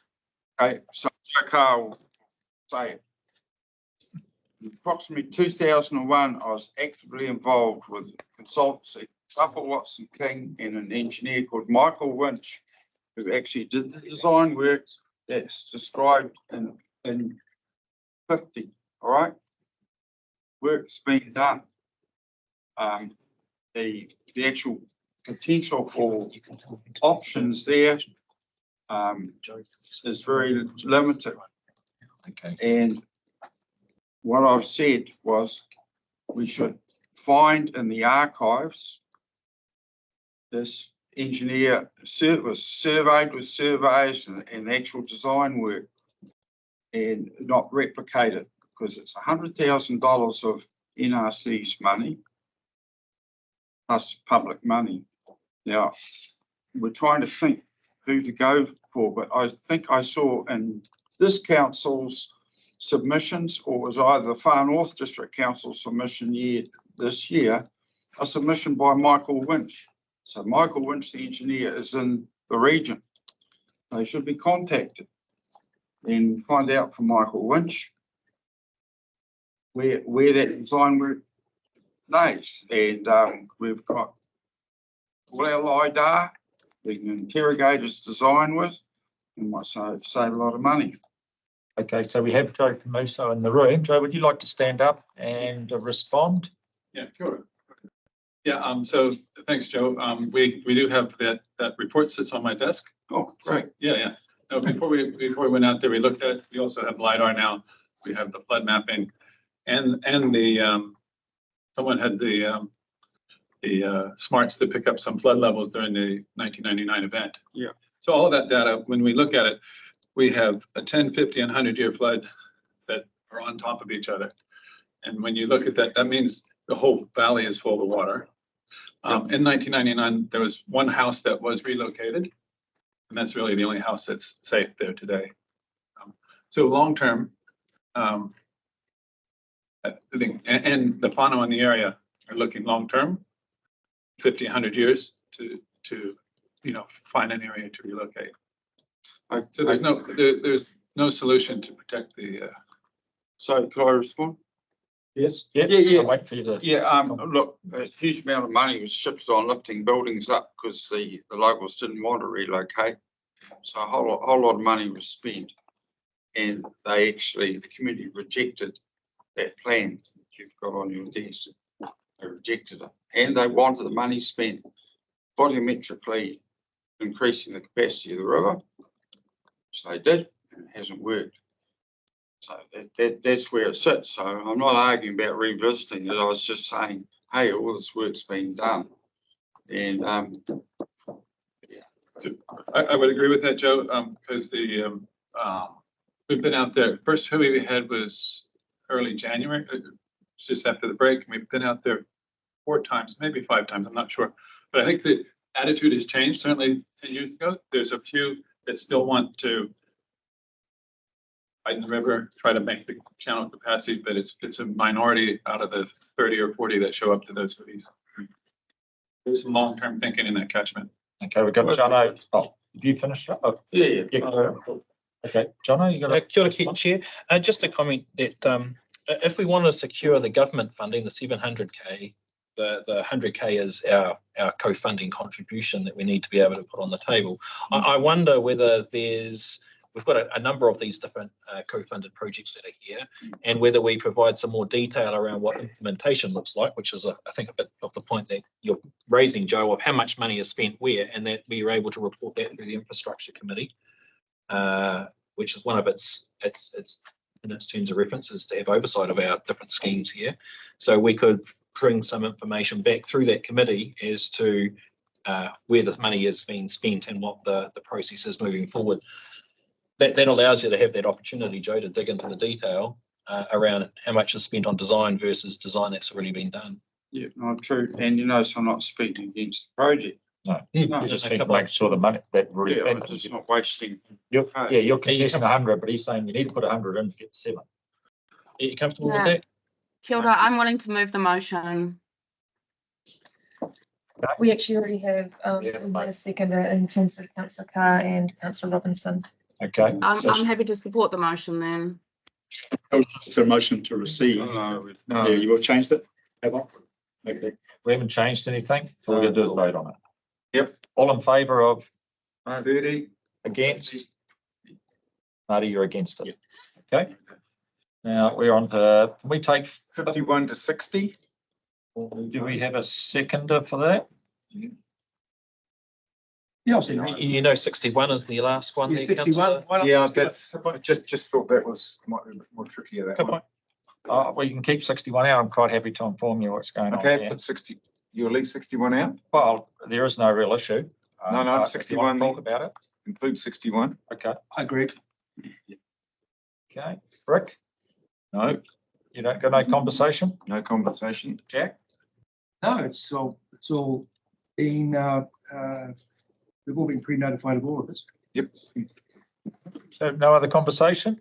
Can't see anybody online? Yeah, I'll just talk regarding 58. That area there, Waipapa, is extremely vulnerable flooding. It's got a lot of asset values there. A lot of money tied up in real estate businesses there. And I think we should see how comfortable Minister Jones is for RIF to be spent on that project. You said 58, Joe, but you meant 56. Oh, 56, sorry, yeah. That's fine. Yeah, apologies. Kiri Waipapa. I also noticed we're talking about stopping the cancelling the reserve fund for that too later on. So Joe Camuso, have you got any, did you hear what Joe Carr was talking about? Yeah, this is for the Waipapa.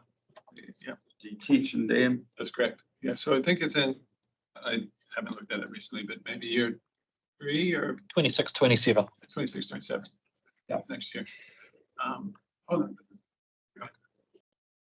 So, and that's for the study of the detention dam. So how do we get this in a shovel-ready state for RIF funding? Yeah, well, please. The criteria typically for shovel ready is resource consent already approved, design completed, and consultation. So, I mean, it has to be shovel ready. We're not it wouldn't qualify for shovel ready at the moment.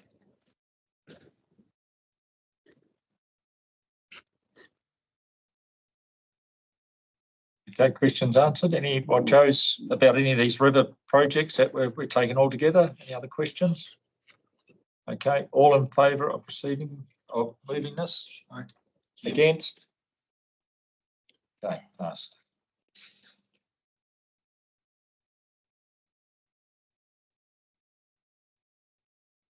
If I can, Chair, just picking up on the point Councillor Carr's made, and Joe, just before you leave, just someone just about got out of the room there, Joe. Councillor Carr, from what I've just heard from Joe though, is I just want to make sure that we're all on the same page, is that for the Kirikiri Waipapa proposal, we don't have a proposal or a proposition that's gone through the public engagement, the modelling, the design and the consenting to be able to put an application into the RIU? Yeah, well, that's my point, as it should be.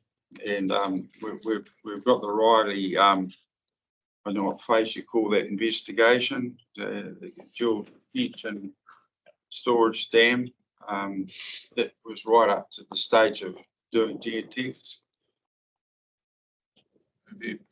Pre-feasibility study. Huh? We call that a pre-feasibility study. Yeah, okay, yeah. Okay. Well, thanks. Well, I think we should be, it's not okay. I think we should be shunting that one along. And I've got no interest to declare in the area, own no property. Is this something your infrastructure committee would shunt along? Well, it should be, and it's standing out where there's a whole lot of feasance issues. There's the malfeasance or misfeasance of NRC being involved with the land that was zoned commercial when it used to be a hazard 3 zone. You know, where this is sitting with Arnold District Council and this council, it's high risk of being challenged by any insurance company when we get the big one. And I believe we've got to actually show that we're making strong endeavours to mitigate that risk, as well as trying to mitigate the risk to the people in that area. And if I can, no. This is why I want to highlight it, just so that we can have this corridor, and so we're clear, because also that resolution doesn't proposes that funding comes online in years 26, 27. Yes. So there will, so next financial year, there's no funding and budget there allocated for this work. Yeah, well, it worries me. Yeah. So this is the time though for council to make any other decision, because I think you might have to sit in front of your 1%. It's important, you know, because otherwise Louisa and Joe will turn up at the infrastructure committee. Yeah. And Joe, you'll be still going, well, I want to get on and get cracking in there. And Joe and Louisa will go, well, I don't actually have any funding until years 26, 27. So I just want to be really clear. Yeah, no, I'm pretty concerned that it's not highlighted so that we can get it into a viable project for the roof. So do you want to bring it forward 2 years ago? Well, if that's the case, and just to be clear around the potential to bring it forward, I suspect the program that you have in place and that you're seeing funding here is based on fully using our capacity of Joe and his team to be able to deliver those funds. So it's not simply just a matter of moving forward a large bit of work. There's a capacity issue too. Maybe that's an infrastructure thing to agree on what's priority and go around through that way. If we do this, we've already prioritised it. That's what this is about.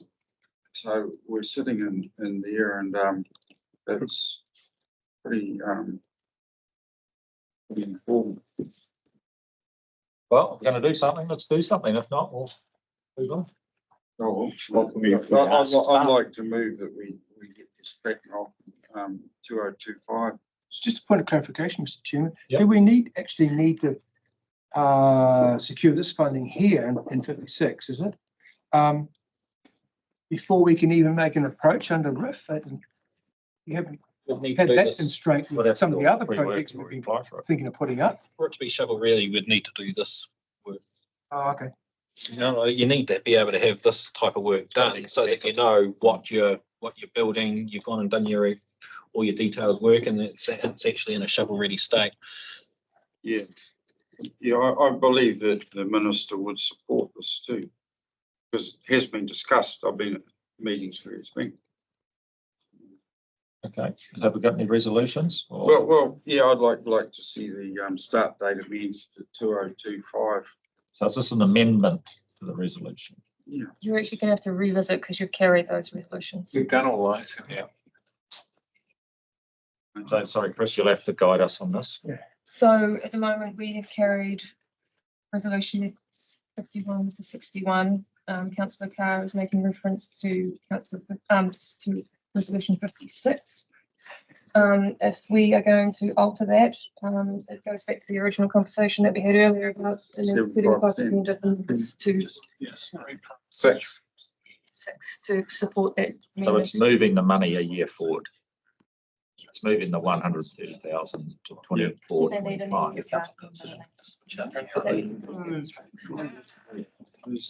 The question. Yeah, no, you're getting right. You got capacity to be able to move this project forward?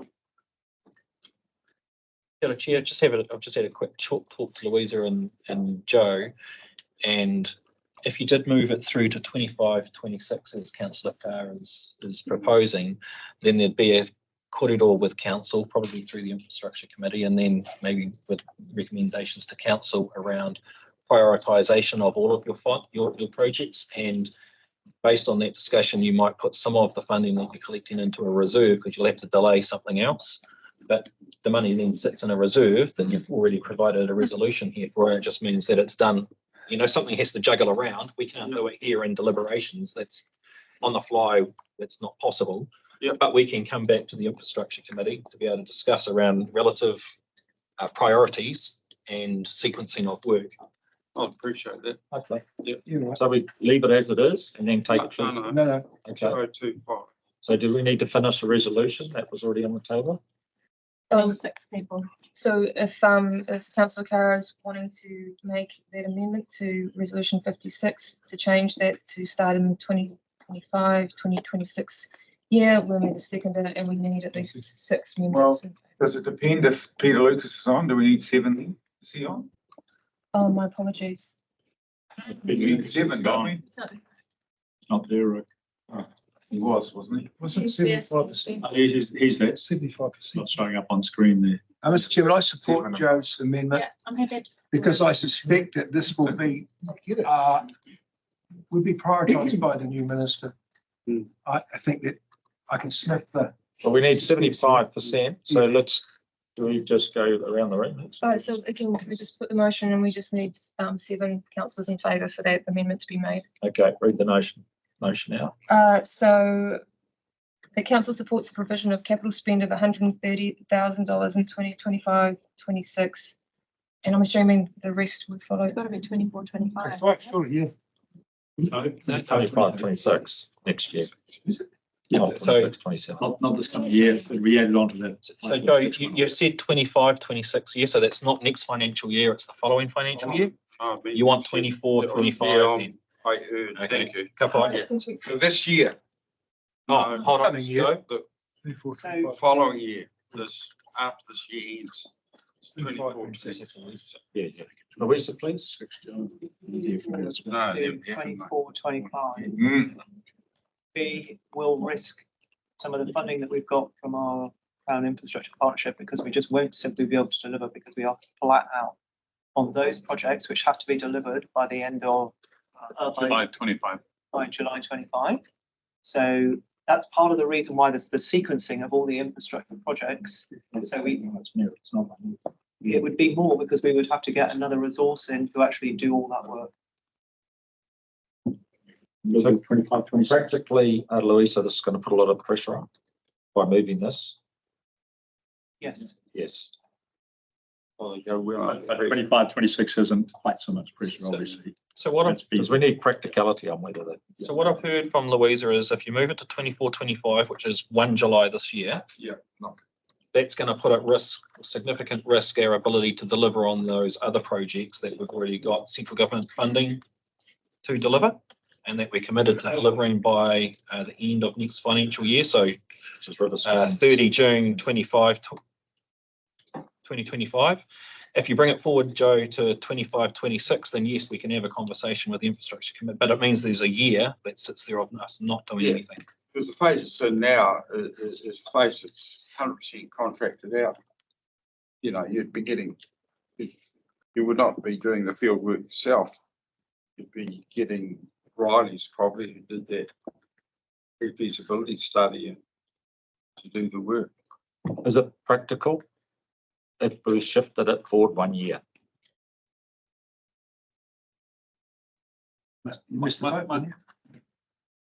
Yep, Joe? Yeah, my concern is, I mean, we focused on CIP funding, that Crown Infrastructure Partner. That has a hard deadline. If we don't meet it, we lose it. Yep. That would be my priority, you know. Yeah. And so this would put it at risk. So other projects, okay, so we need to take that into account. It also puts this project at risk too. What it means it's not going to get funded with RIF. Yeah. Okay. So we've heard both sides. We've heard from the staff. So where we have to vote on a. Yep. Chris, can you just make sure we're voting on the right thing, please? Sorry, I'm just multitasking because Peter Lucas Jones has just advised he needs to leave. So sorry. yeah, it's missing a bit. Given that Joe Carr moved, sorry, can I just ask for one last comment from Joe on this before we vote? Thank you. Yep. So, oh, you want a closing comment, Tui? Yes, please, Joe. No, I think this project, as I said, is very important because of the development that's happened in the floodplain, the effect of the development on the downstream that's below State Highway 1, right down to the Stone Store, including Waitotra Drive and Rainbow Falls area, where there's housing now lower than was anticipated. And the huge impervious surfaces that we've got around Kerikeri Waipapa. And you just go in the Bunnings yard and have a look at the concrete we've got and stuff like that. There's been absolutely no restraint to that development. And I believe that our two councils are quite vulnerable on feasance grounds of allowing all this to happen. And if we have a catastrophic, we've got the actual physical damage from the flooding and the effect on the people and property, but we've also got exposure legally because we've allowed it to happen. So I just think it's a project that should be sitting right up the top of our list of stuff we've got to do. I can't really think about more important project to actually kick off. And you know, like Kotaku Dam, when I was down here previously, I really drove that hard because I felt it was the #1 project, needed driving, you know, and I think at the moment this one's sitting right up there. Oops. Yeah. Okay, so we've got from the staff that it's not practical until 25, 26 season. Okay, so that's one thing. What was the other thing is that it would, by putting it back a year, you know, putting it 40 years, it won't impact on our projects that we're currently doing. We can't, technically what you've told us, we cannot do it in the 24-25 season because it'll put at risk all our current government funding projects. So that's a given. Sorry, please ask the question. Well, I wasn't finished, Marty. Okay. So I'm just summing up so that we all understand. That's what I'm critiquing. That Joe's saying that he thinks he wants to bring it forward. Okay, so I know he understands his passion. So I dare say this is what we're voting on. We're not voting on the next year because that was already posed. So it's bringing it forward 2 years from currently what it's sitting at.